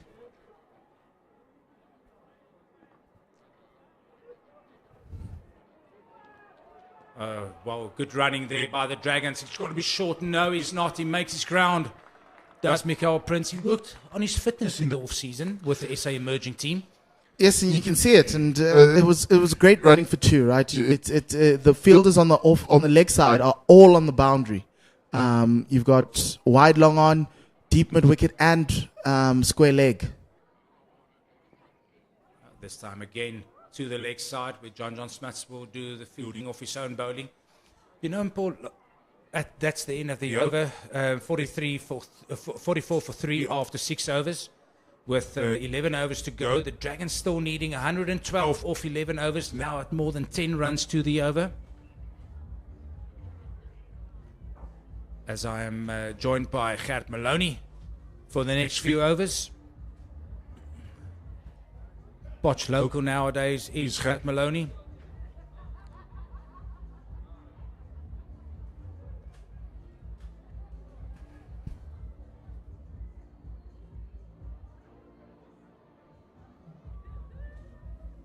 Thank you very much, Conrad.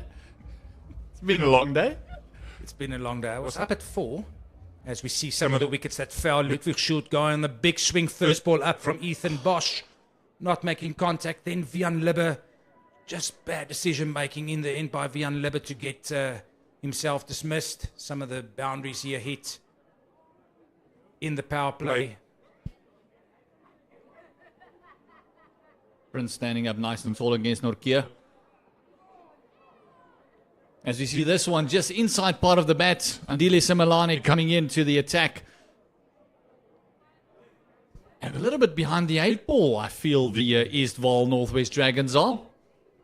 It just happens when you lose 3 wickets inside the power play. I feel that especially Vian Libber's shot was just unforced in that over. You know, already going for 16 or 4 deliveries. Fortunate to get 5 wides and delivery right after that. He ran down the wicket to Ethan Bosch and got himself dismissed. That's a good shot by Diego Rosier through the cover area. Going for a boundary, super shot by Diego Rosier, who's in a rich vein of form so far. He made a very good, nearly a personal best score in his innings against Western Province. He scored 73. His high score in this format is 74 not out. And if he can get a partnership going here with Mikael Prince up the ante, then we can be in for one very good game later on this evening. Similani. This time straight to Diego Rosier. It's just sometimes batters feel that every ball's got a number on it. Instead of thinking, listen, we're not going to win this with no. It's no need to win it with a bonus point. You know, just get that W behind the name. Get us back to winning ways. They've done so well in the first class cricket so far.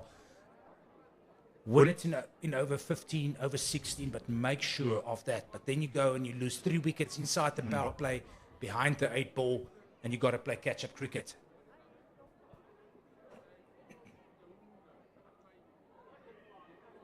Quick call by Mikael Prince. Feels like he's more on his tummy so far in this innings, making those quick singles. All the rain you guys had, looks like he's spent some time on the slip and slide. But yeah, I agree with you. They just need to be hungry for the runs, not necessarily the boundaries. Make sure you get the ones, get the twos. Stay close to the run rate. You don't need to exceed it. Just stay right up there. Get to that 8 to the over. You can get there by ones and twos. Yeah, and keep those wickets in hand. That's an important thing, especially for the back end of this innings in the shortened T20 clash. This time Yorker by Similani. Now playing his trade in the Protea setup as well. He's one of those that's always been looked at. Waiting for him just to really hit his straps. Become that batting all-rounder we're looking for. As the 50 came up with that cheeky little single earlier on. 50 for 3 in the 7th. Similani. This time short. No contact by Mikael Prince, and that's the end of the over. Going for 6 in that over. Yeah, it's no contact with the bat. There was definitely contact with Prince. Because he's that ball stopped dead on the tracks. Right on the nog. Yeah, and as the fitness trainer must come out just to do the concussion test. That's educated finger. Educated finger, as you say. That's so correct. Oh, he just got that full on the helmet. Maybe a bit of lack of pace there. After that initial thunderbolts delivered by Heinrich Nokia, that was pretty quick. It looks okay. Jackie Krill there, who's the physiotherapist. She's also coach of the varsity's rugby team, the ladies' rugby team. Oh. And she did very well with them going to the USA Sevens, the Jackie Krill. I think she also played a bit of rugby, if I'm not mistaken. Match summary there for you. 155 for loss of 9 was the Dolphins after they got put into bat by the Eastvaal Northwest Dragons, and the Hollywoodbets Dolphins got off to a flyer with Deploy and Zondo, scoring a 98 partnership in double quick time. And then after they fell, nothing else. And the Dragons clawed their way back into this contest. And by losing 3 wickets, kind of clawed their way out of it again. Getting feeling like they're playing catch-up cricket as he goes on the reverse sweep, does Diego Rosier. That's his game. He's a touch player. He likes playing in those little scoops, reverse scoops. Good fielding on the boundary there by Kaya Zondo. 35 years, but still makes those stops there. Excellent commitment to his team. His captain would love that. Great backup as well. Had 2 men with him then. Yeah, you can see that's a signature of a well-coached team. Guys doing that. They do that in training. You know, they run together, especially if it's something like that where someone's got to haul the ball back in. This time a bit shorter by John Smuts as we see some lightning at the back to the Klerksdorp area. That's how well they would play this 4 overs of spin. I reckon the captain will try and bowl himself 4 overs after he saw what Caleb Sindeka did with the turn in hand. Even Vian Libber to an extent when he bowled his off spinners. Some fancy footwork there by Diego Rosier. Tucking it to the square area. Just another single to the score. He's a very busy player in the crease, is Rosier. Never really stands still. He's played 78 games in this format so far in his career. Highest score of 74. That's well bowled by John Smuts. He's striking at 125. That's not too bad. Not too bad. With an average of 22, he would like to push that up to at least 25 by the end of his career. Well bowled. Just skids on there by John Smuts.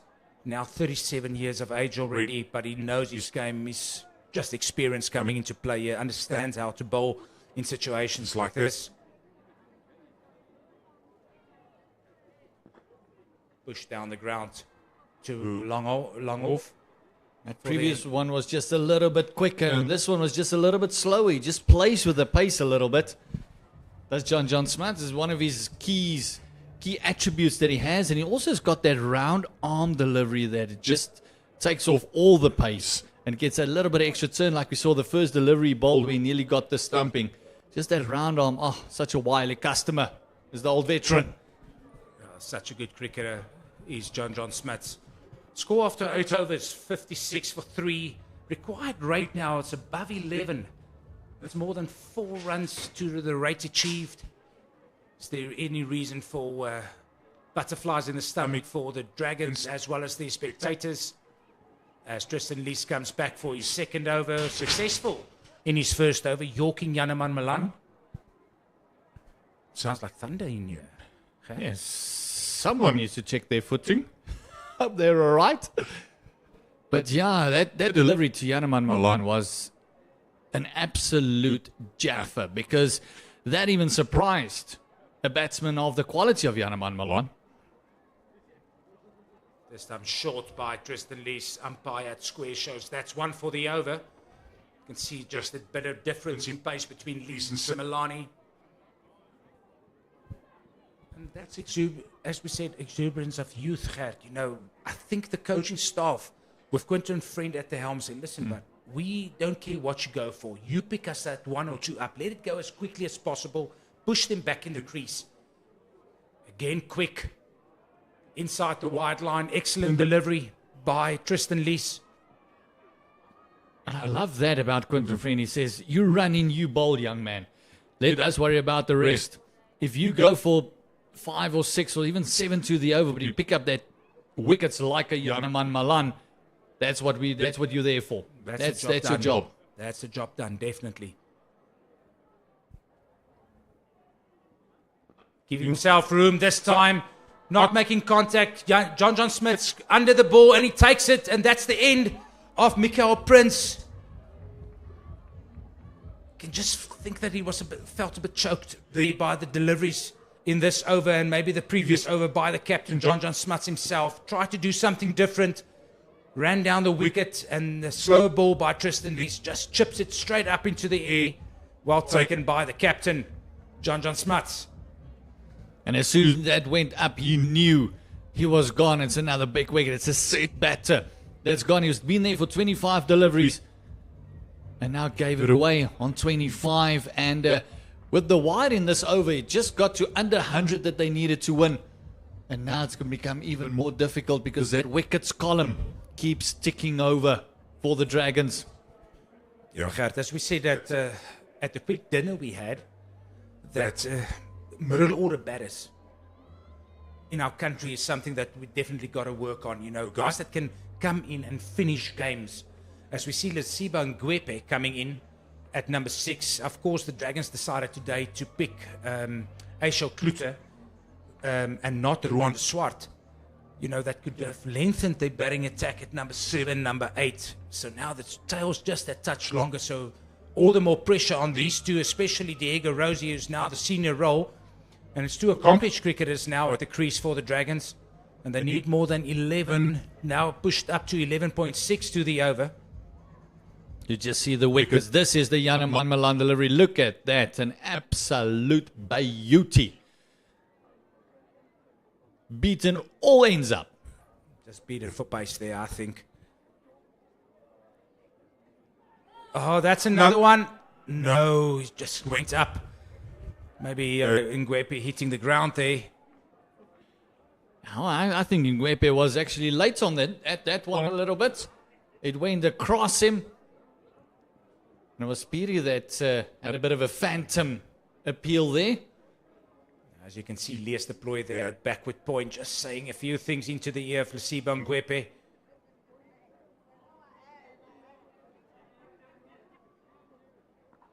This time shorter, but it's cut. Picked up by Heinrich Norkeer. They go through for 2. Good shot there by Ngwepe. Unfortunate not to get a boundary. It's just limiting those dot balls at this stage, Gert. Yeah, well, that's what they need to do. It's such a big field where they really need just to pick the gaps, get the 2s going. Because if you can get to 8 and 10 to the over at least, from here on in, you'll get close to where you need to be. And then you can make a big play for it at the back end of the innings. That's a superb delivery by Tristan Lees. Hitting that hard length ball going away from Reciba Ngwepe. Some lateral movement there. That's an excellent ball. Good over by Tristan Lees, picking up the wicket of Mikael Prince. 2 for 8 and he's allotted 2 so far. And with the pressure that he's building, it must be tempting for the captain to say, you just bowl out your 4, young man. You take another one after this, because the run rate has now jumped up to 2 runs per delivery. It's now 12.1. Makes it very hard for the Eastvaal Northwest Dragons. As we see a bowling change now for the Hollywoodbets Dolphins. And Kubani Mkwena coming in. I think it's his second game, or third game that he's played for the Hollywoodbets Dolphins. What a good prospect this young man is. And it seems like the KwaZulu-Natal beg your pardon, the KwaZulu-Natal Dolphins are just producing quick after quick from their ranks. Oh, good delivery start up there by Mkwena. What I like about Mkwena is he's got such a fluent action. He just runs in and just almost let the ball go. And he's a little bit quicker than you would actually expect, because he's a skiddy bowler. Such a strong academy and coach program in Durban. This time Fuller, not fielded by Similani, beats him. Definitely coming back for 2. Not a worse ball by Mkwena, just not backed up by his fielder.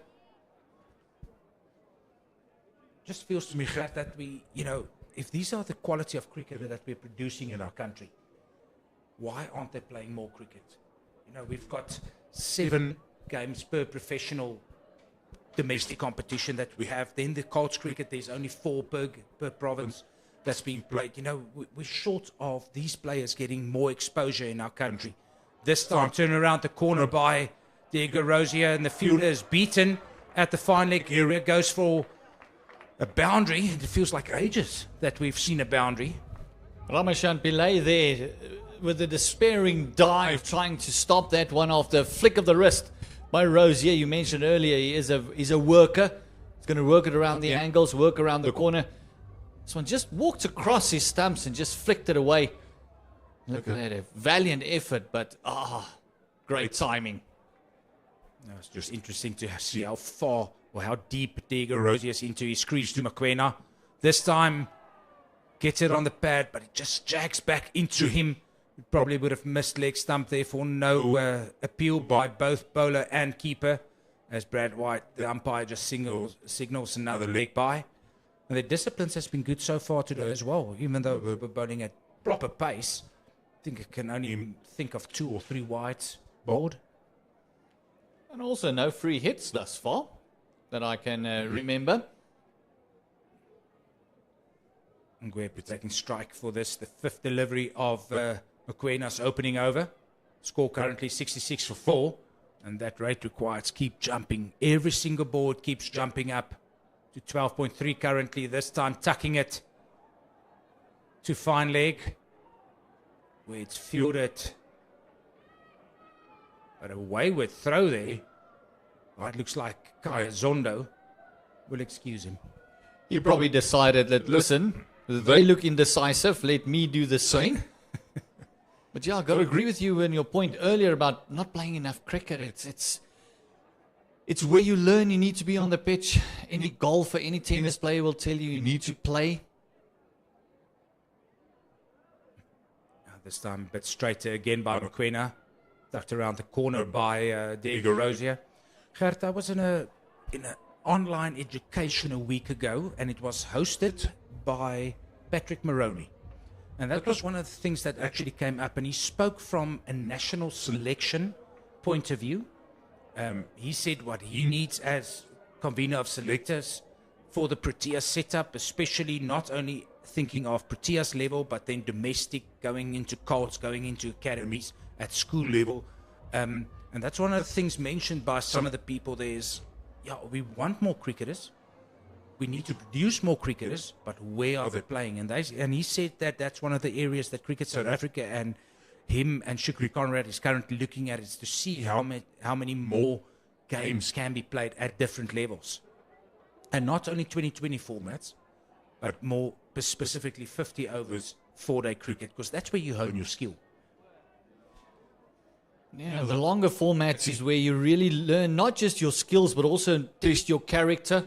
Start to learn a lot more about you as a player as well, because it's intense, it is high energy for a long periods of time. This time a bit shorter by Similani as Diego Rosier just tucks it to mid-wicket, fielded by Lees de Plooy. Yeah, it was very informative, I must say. Patrick Moroney spoke from the heart, as he always does. Gave some good insights in what he wants to see as national selector. Yeah, he's never shy of giving you a straight answer, which we, as cricketers, always enjoy. You got to hear the truth as often as possible as a professional sportsman. This time pulled up in the air by Ngwepe. Fielder under it. Fielder under it. Oh. To be honest, I think that went for 6 as the fielder signals he did go for 6.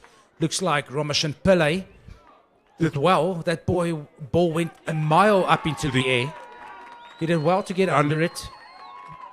Yeah, I was actually surprised he didn't just try and slap it into Kristen Leese's hands, because he was right there. He was already on the rope. Look at that when he... maybe just misjudging where the rope was there for a second or two. It happens. Yeah, good effort there.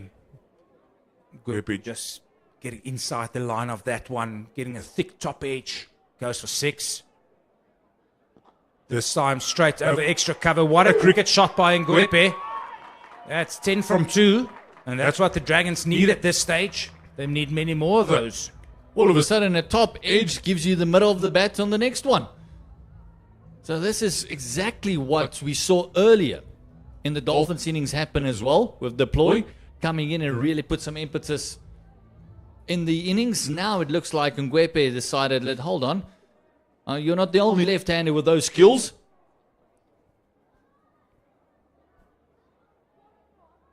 This time shorter again, and it's picked up over the fine leg. That's another boundary. That's another maximum as it's put down in the crowd, unfortunately. Valiant effort by the man in green. Very disappointing effort there, I feel. That should have been held on to. That's an easy catch, crowd catch there. I think if there was $1 million on that, he would have done a bit better. Grabbed it with his teeth, most likely. Can't see any coaching staff running to him with a contract for an effort like that. Big drop, but a lovely shot by Ngwepe. That's the second maximum in this over, and it brings the equation down to 71 required from 37 deliveries. As we see the fine leg fielder coming back into the ring now, probably going to go wider outside off stump, which he does. Better length, better area by Similani. Good running there by Ngwepe, seeing that the fielder can't pick it up cleanly. It looks like McQueen there on the sweeper boundary. That's a big over for the Dragons, what they needed. 19 off the over. That's exactly what they needed, exactly to get them into the game. There's only 6 overs left. 87 for loss of 4. And you see, that's exactly what I meant, is as long as they keep it around about that 8-9 to the over, the run rate doesn't get out of balance. It doesn't get out of hand, and they still are within reach as the good old 69 comes on. 69 to win from 36 deliveries. Still got a game on our hand. They just need to get that wickets column. Keep it where it is. Don't lose any more wickets. And shots like that for 4. Ngwepe over extra cover will get them over the line. As McQueen continues this time to Rosier. Hits it to the leg side. Fielded by the deep square fielder. Looking at the equation now. Just came down the run required from nearly 13 back to 11.7. Going at a rate of 7, close to the rate of 8. 68 or 35. Just feel that they got to clear the boundary every over with a maximum to give themselves a proper opportunity to win this in the last over. And will the Dragons? And play cricket shots like that. Look at that, just picked it up. But 1 over extra cover was an absolute beauty. Shorter again this time. Big hit by Ngwepe. He clears it again for maximum. Gert, I saw him back in 2021 when that bubble was in PE. Remember that in the COVID time, when he was still playing for the Warriors, where he played the majority of his cricket, his professional cricket, and I think he scored 100 in the game there. Where the ball striking by Lesibo Ngwepe was just at another level. Or maybe this is the Lesibo Ngwepe that we got to know back then, and that the Dragons need again tonight. And all he needed was that one top edge that went for 6. It didn't go to hand, and all of a sudden everything else is coming out of the middle. 7-2.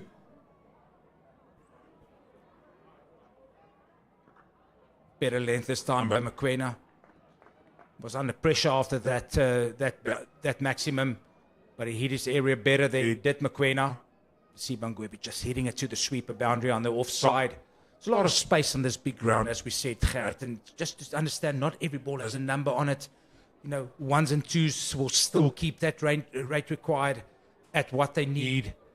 Wait for the ball in their area to go for the big shot. Especially after an over like this, there's already been a maximum, already 8 in 3. Now a couple of singles, 3 more singles here will get you to that 11 required that you need.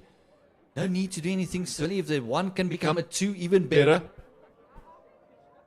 Mokoena just pulls out of that one, not comfortable in his run-up, saying sorry to the batter. You still learn as a young man, there's no need to say sorry there. Just showing some respect there to a seasoned campaigner that is Diego Rosier. It almost looks like he would have stepped over if he continued. Maybe just ran off the wrong mark. Shorter this time, pulled by Diego Rosier. Fielder won't get under it, but they will turn for a second. Good running there by Diego Rosier. Ball went a long way up in the air. Thought the fielder could have done better to get around, maybe for the catch, but in between them in the end. It's the fine leg and the deep square. I think at one stage the fine leg might have thought it's going to go a bit more square, and it was a bit more top edge than actually off the middle of the bat. So it flew to the fine leg. Just picked it up late. Oh, what a shot there this time by Diego Rosier. Again, chipped over the extra cover area again for 2. Big over this far. Going for, what's it now, 12 off 5 deliveries. And it's a fine line here. What's the game? Do you need that wicket, or do you need to keep the run scoring down as much as possible? Especially to a young bowler like Mokoena. How is he going to get out of this over? Already going for 12. See that he's bringing up both his fine leg and his third man inside the circle, moving down his deep mid wicket now. So the fielders on the leg side are deep square, fine leg, deep mid wicket, long on, which is under Gnorkia, and 4 fielders on the offside inside the ring. Goes fuller this time. Well played by Diego Rosier, just chipping it into that area. Going, the Sibangwepe tried to turn for 2, but an eventful over for the Northwest Dragons. Going for 13, Nkubani Mokoena after 2 overs for 21, as the score is 100 for 4 after 12 overs. And that's my evening, Gert. It's been an absolute pleasure as you are joined by Mpo for the exciting finish to this game. Conrad, you can go have a bit of a rest, go have a bit of a slow down, maybe a cup of tea as the 100 comes up for the Eastvaal Northwest Dragons. It's 100 for a loss of 4. As Mpo's throwing around furniture, he's so excited about the finish. Coming up, we've got Diego Rosier on 24 of 19 and 28 of 10 is Lesibo Ngwepe. The partnership is on a 49. And welcome, Mpo. Yes, thank you very much to Conrad, and thank you very much, Kat. It looks like we've got a game on our hands. It looks like we are ready to land this plane, but this plane's going to have a little bit of turbulence before it lands, as the Dragons are saying we still have a chance. They need 56 off the last 30. Here comes Tristan Lees. It's actually Ethan Bosch, but driven by Diego Rosier. And they come through for 2. 2's are good right now for this Dragons team. It's all about doubles at the moment. If they can continue creating these ones into twos, they will chip away at that gap between runs required and balls left. Sizable crowd in here at the JB Marks Oval, willing this team, this Dragons team, to their first win of the season.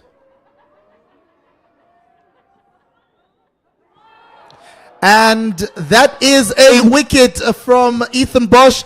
Diego Rosier tried something clever there, but ended up hitting his glove and hitting leg stump. And that's an important wicket in this game for the Dolphins, as John Smuts goes to his wicket taker. That is Ethan Bosch, and he replies with a wicket. Yeah, it's a bit of a subdued celebration there. You can see it's a slower delivery. He just almost looks like he played it on right from the middle of the bat onto the stump, and Bosch just walks away and says, "Thank you very much." Yeah, right from the middle of the bat, just played it on. And Rose, you can just see the way he touches his. He's distraught. He knows he messed up there a little bit. Diego Rosier breaking up that partnership. Was a bit of a union out there. SA Schools 2011, Rosier and Ngwepe played together in that team, and they batted really well tonight. Deon Forrester comes in, lots of promise for the youngster, strike rate of 130 and 291 runs. He can be the guy to partner with Ngwepe to take the Dragons home. He's also got an average of 30. Anything over 25 in this format with a decent strike rate is pretty good, especially in that middle order. So we're going to look at that wicket again. Came off a pad, so it went glove, pad, and leg stump.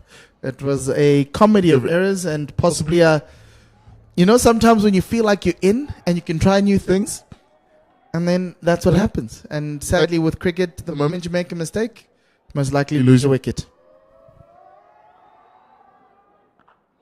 And that is pulled straight into Angelo Simelani's hands at deep mid-wicket. Double wickets happening here in this over of Ethan Bosch. And the Deon Forrester has to go back for a duck. That is after. That would be commentators, because we build him up and said, this is the man that's going to help Ngwepe get them over the line, and he just fizz baller. It's Bosch picking up his fourth. And, oh my word, is this now tickets for the Dragons? Look at that, just picked it up and just picked out Simelani to perfection. He nearly misjudged it, came in a little bit quick, but a good catch in the end. Yeah, showing that Proteas level class in terms of the fielding. And Simelani, yes, overrunning it, but managing to backtrack enough to get the ball in his hands. And John Smuts going back to his top bowlers, Bosch, and you would expect Anrich Nokia to come back in from the university end. And yeah, that's essentially the pressure that this Dolphins team can always apply on you. You always know that you've got Bosch coming in as well as Nokia, and now we've got a hat-trick ball coming up. And to face that hat-trick ball, Onke Nyaku. Onke Nyaku bowled very well tonight. He's got a 50 to his name. Got a decent strike rate as well. That average you want to get up a little bit more. Hat-trick ball. What are we going to get? Let's see. Here comes Ethan Bosch. And Onke Nyaku defies the hat-trick. And there's a misfield from Les Deploy to allow them to get a second in there. And Bosch won't be happy with that misfield, but well-placed Yorker. Finally, we get a Yorker for a hat-trick delivery. Not a slow bounce, anything like that. Just a good old-fashioned fire into the toes. Well done. Bit of a slip there by Deploy. Yeah, for all the cricket he's playing, that looks regulation. Oh, wide one. Good ball from Ethan Bosch. Well disguised for a dot as that run rate creeps up. Yeah, the run rate is shot up to 12.5 once again. Yeah, still not impossible. They just need one big over, similar to, I think it was the 10th over where they scored 19 runs. You get one big over, you're back in this.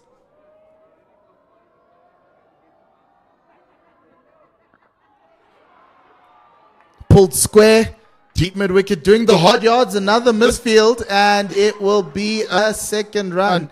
The ground fielding from the Dolphins has left a lot to be decided in these last couple of overs. But you can just see as they run in, there's a bit of dew on the grass. So they keep wiping their hands. It might be that the ball's just a little bit slippery, but still, 2 wickets, 6 from the over. The equation is now very simple. 24 deliveries left, and they still need 50 more runs to win. It's a high ask. It's over 12 to the over. Means 2 runs per every ball, and look who's got the ball in hand. Yes, Captain John has left his jokers in the pack, and he's going to unleash one of them, the elite, Anuf Nokia. Now you're going to have to score runs off of him. They tried to see him through. For his 2 overs, he got 8 runs, 12 runs. And now it presents a difficult task for Lesiba Ngwepe, who is on 28 of 10. He's been finding the boundary with ease, but this one is going to prove a different challenge. And he pulls it straight into deep mid-wickets clutches, and it's Leas du Plooy. He had a fielding mishap a little bit earlier, but this time he makes sure that Lesiba Ngwepe is back in the hut. You don't want to make angry at Norkia because you might have to face him in the net. So you don't want to drop his catches. So great take there, and you mention it. It's going to be a different ball game trying to pull Norkia over the fence with the pace and the bounce that he gets compared to any one of the other bowlers. And no disrespect to any one of the bowlers, but we all know Norkia's quality, and the way he hits the deck is so hard. You really got to throw your hands at it, and just about 10 meters short for Ngwepe. Pace. And Lesiba caught that off the toe edge of the bat, and Leas du Plooy doing the rest. And that brings in the local boy, Caleb Seleka. Went to school down the road. He'll be hoping to try and help his team through, but he has to survive this barrage of fast bowling from Nokia. Strike rate of 72 and an average of 6. But I think that average becomes survival now because he's facing Norkia. Doesn't matter what the figures are. Look, the reason why I'm a fan of Nokia playing in this tournament is it gives some of the domestic players an opportunity to face up against a world-class bowler, a bowler who, on his day when he's fully fit, walks into that Proteas setup and is a starter for this Proteas team. Played really well at the World Cup last year in the USA to help South Africa get to that final where we lost against India. And yes, he has been injured. He's downgraded a lot of his cricket to just T20s, but it's good challenge and good learning for the domestic batters. And another good single there from Caleb Seleka, just dropping his hands there and guiding it down to third man for a single. And it's so important for them to face world-class bowlers because then you know if you can step up into the boots of that Protea setup. And that's where selectors actually look at, right? They'll look at how you've done against Protea level batters or bowlers, right? And that's the mark of a good batter or an international standard batter.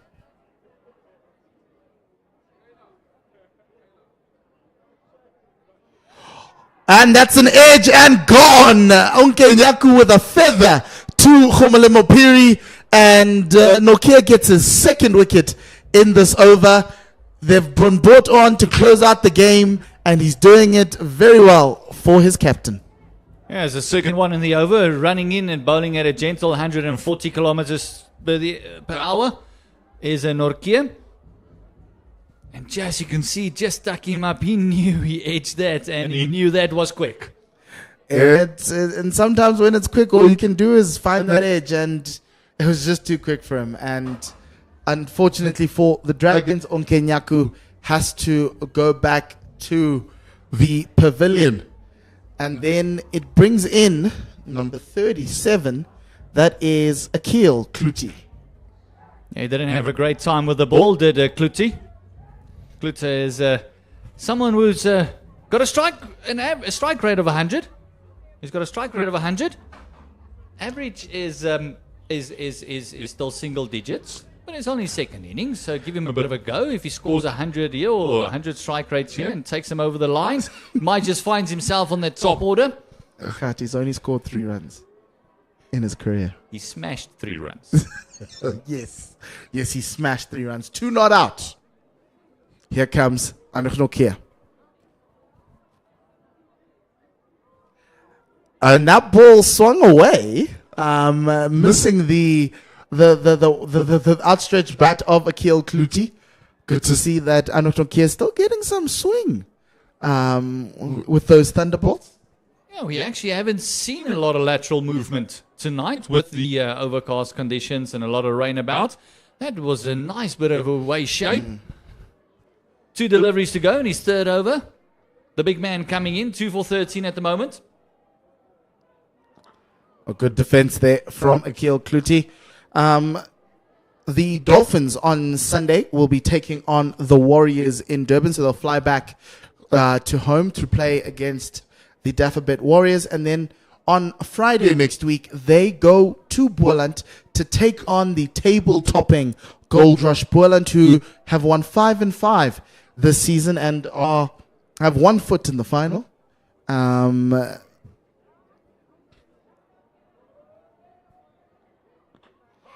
And that is up in the air, but it bounces well short of the field on the boundary at point for a single. End of the over, 108 for 8. And the Eastvaal Renault Dragons will be playing the Tuskers next week, Tuesday, hosting them here in Potchefstroom. And then on Friday, they take on the Titans here again at home. So a home stand for the Dragons. This is the first of 3.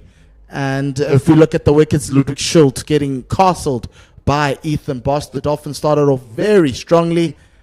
And Vian Libber with a shot. He'll want to get back soon after a very strong over. And then Yanaman Malan getting probably the best ball of the day. Ethan Bosch to resume. Quick single taken. And, I'm not going to blame the Jew. Nobody Mokoena couldn't pick it up and throw it at the stumps in time. But good running from this 10th wicket pair. Yeah, running in nice and hard. 47 of 17. They only need 16.6 to the over. Yes, and with this win, the Dolphins will go second on the log, going ahead of the Warriors, who are on 7 points. The Dolphins will be on 8. Another one, swing and a miss out wide. Testing that wide line. You look at the wickets, Yanaman Malan getting his leg stump knocked over. They couldn't do much, just a pacier ball than he expected. And then Mikael Prince coming down the wicket, looking to give himself width. And John doing the job. This was a lovely delivery. First one up. And Forrester just picking out Similani. Caleb Seleka back live.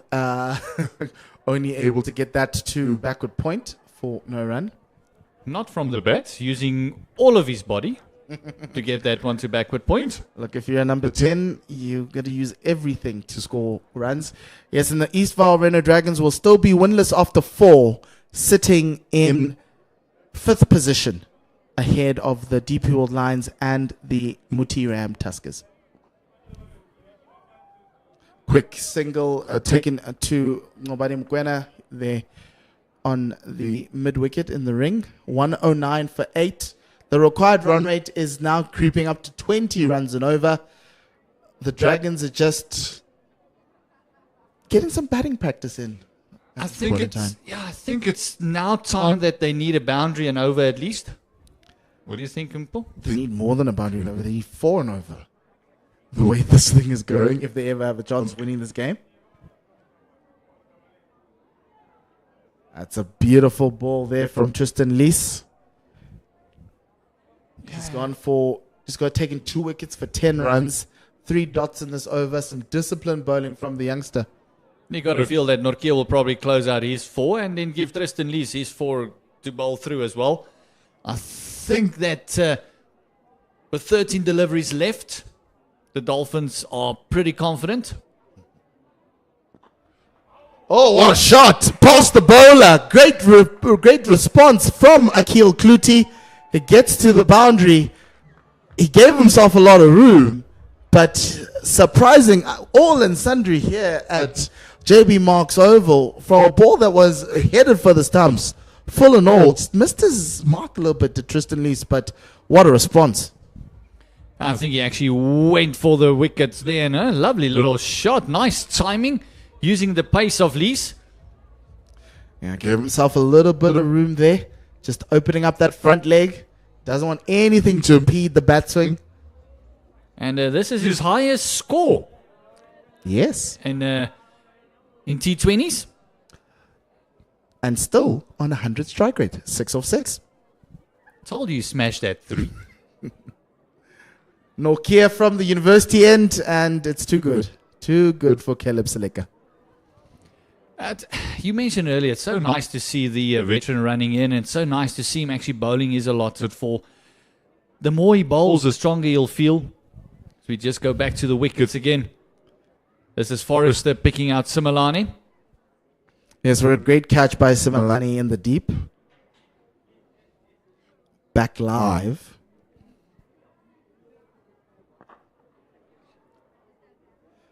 Caleb Seleka doing very well to get bat on ball there. Disappointed it didn't go past the fielder.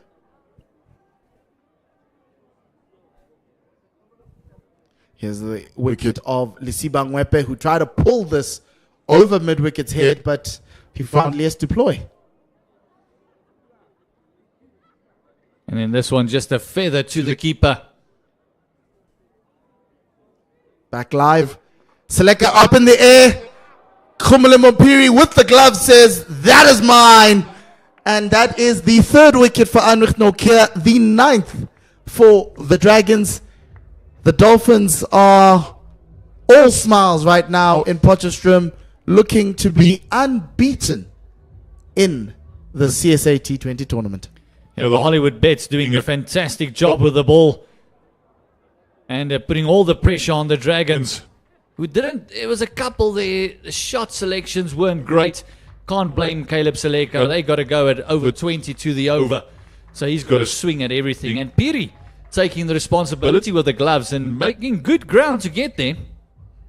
It's very good glove work from him this evening. Didn't get runs in the first innings, but he's contributing a lot in the field.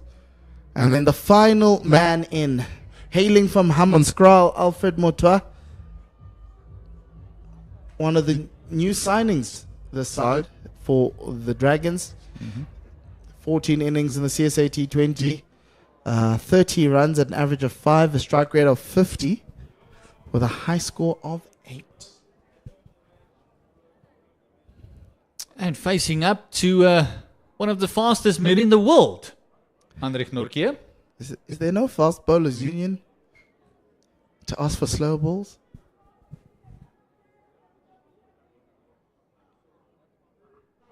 Oh, yes, shot from Alfred Motwa. He cut that outside the off stump and he sent it to the boundary. What a shot from the number 11. If there was a council for fast bowlers saying, okay, just let's keep it friendly, I think that treaty has been broken now. But a great shot there from Alfred Motwa. Let's see it again.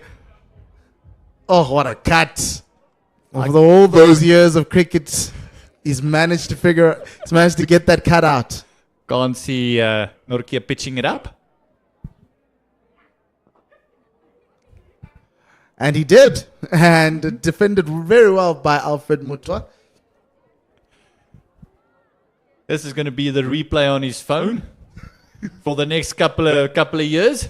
I must ask the producers to kind of crop it and send it back to him. And yeah, he'll use it as his LinkedIn profile. Just put a video.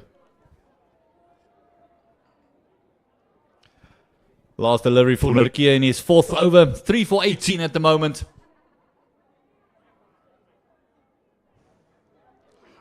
Ooh, okay, there's that fast bowlers union treaty broken. End of the over, end of Nokia's spell. He's gone for 3 for 18. Some world class fast bowling. If it comes fast, it's been very tough for the Dragons, and they've really been under the cosh with Anrich Nokia. 118 for 9. Yeah, so now mathematically it becomes very difficult to win this match. 6 deliveries left, and they need 38 to win. So there's got to be a no ball 6 in there somewhere. And extra. And Matua just finding out that the view is a bit slippery.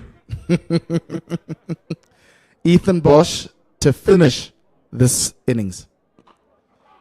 And it's hit, down on the ground. It bounced just in front of the... Ethan Bosch, the fielder. Tristan Lees actually bowling this final over, beg your pardon. Dot ball there. Yeah, John Smith's just telling him, die in front of you. Just dip a tad. So mathematically becomes even worse now for the Dragons. This one just dipping on. Those normally are finger hurters.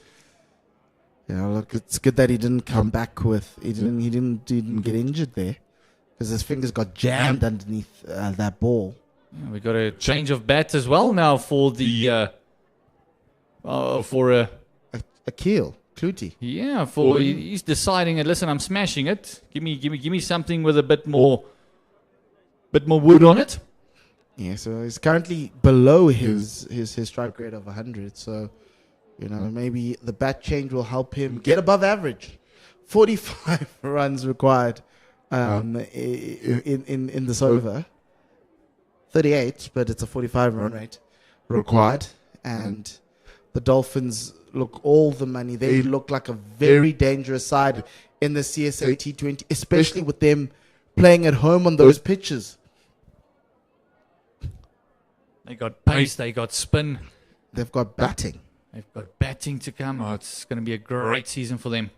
Lease into Kluti, up in the air and dropped by Ramashan Pillay. He hasn't had a great time in the field. And denying Lisa a third wicket. Yeah, and bringing it into the crosshairs. Alfred Matua, the dangerous batter at the moment.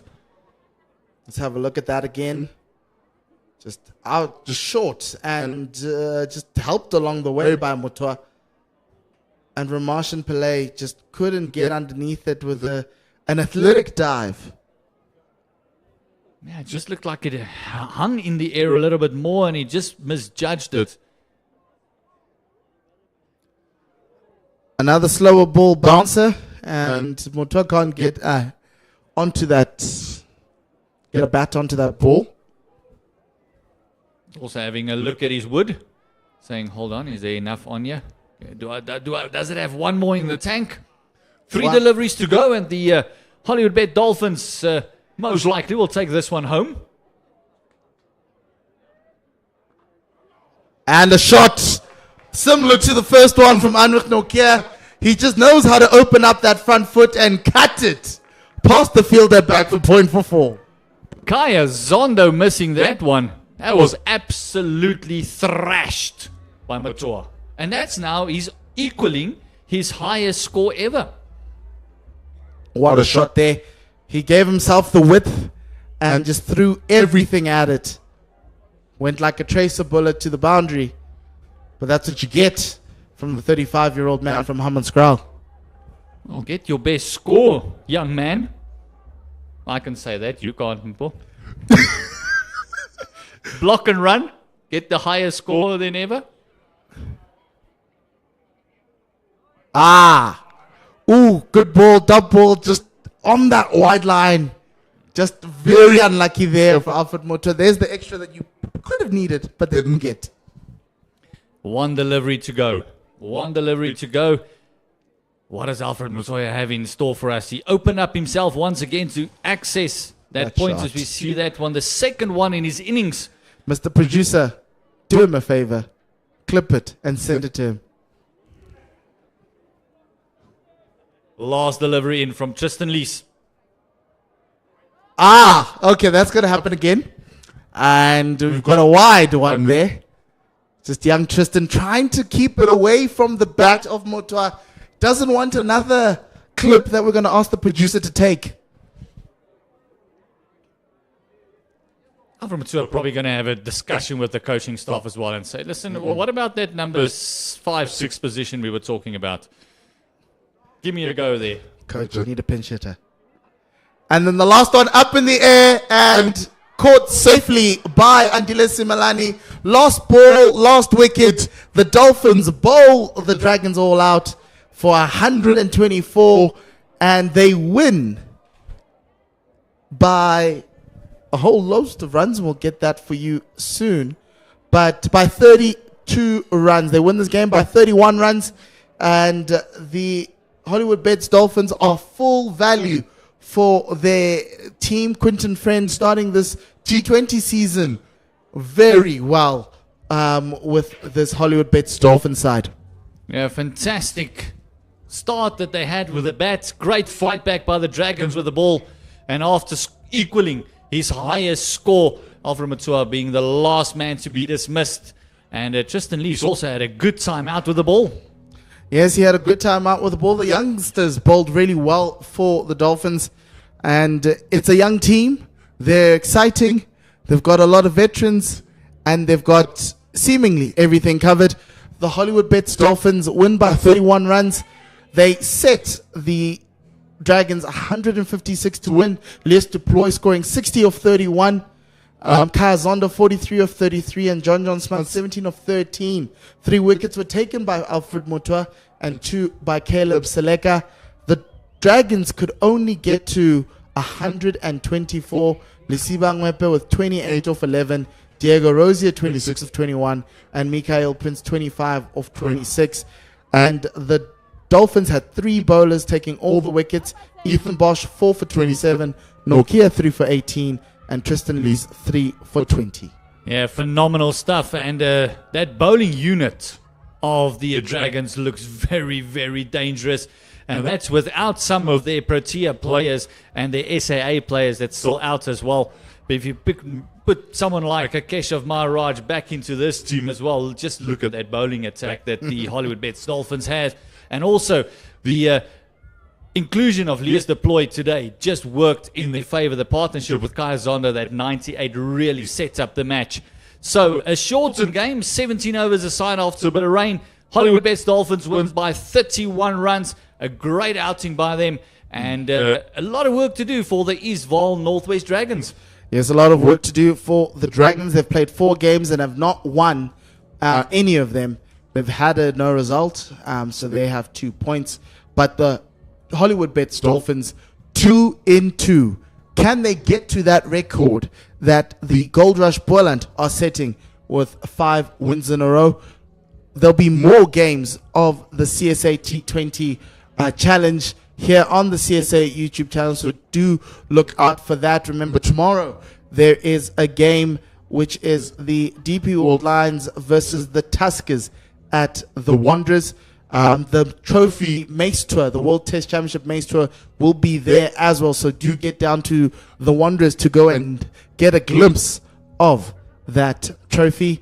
But from us here at the JB Marks Oval, as we see there, World Test Championship Mace Tour, you've got tomorrow at the Wanderers Stadium between the Lions and the Tuskers. The Mace will be there, and they'll be back here next week Friday, when the Eastvaal Renault Dragons will be taking on the Momentum Multiply Titans. Then the Mace goes to all the way to Cape Town for the DP World Tour. It's the World Sports Betting Western Province. Will be taking and hosting on the DP World and the 16th of November. And then it goes on the 21st of November to the Titans, there to Supersport Park once again. And they'll be taking on the Lions. So it's a double header for the Lions in that week. Yes, it is a double header. And then the Mace will make its way to the Peter Maritzburg Oval on the 22nd of November.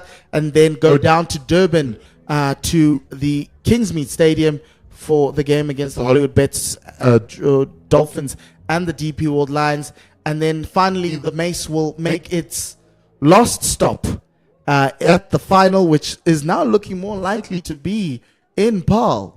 If the Dolphins don't have anything to say about it, that's going to be an intriguing part of this season. But that brings us to the end of our broadcast. Thank you very much for joining us. Thanks to Conrad de Swart, Gert Maloney, and, myself, Mpho Mutlweni.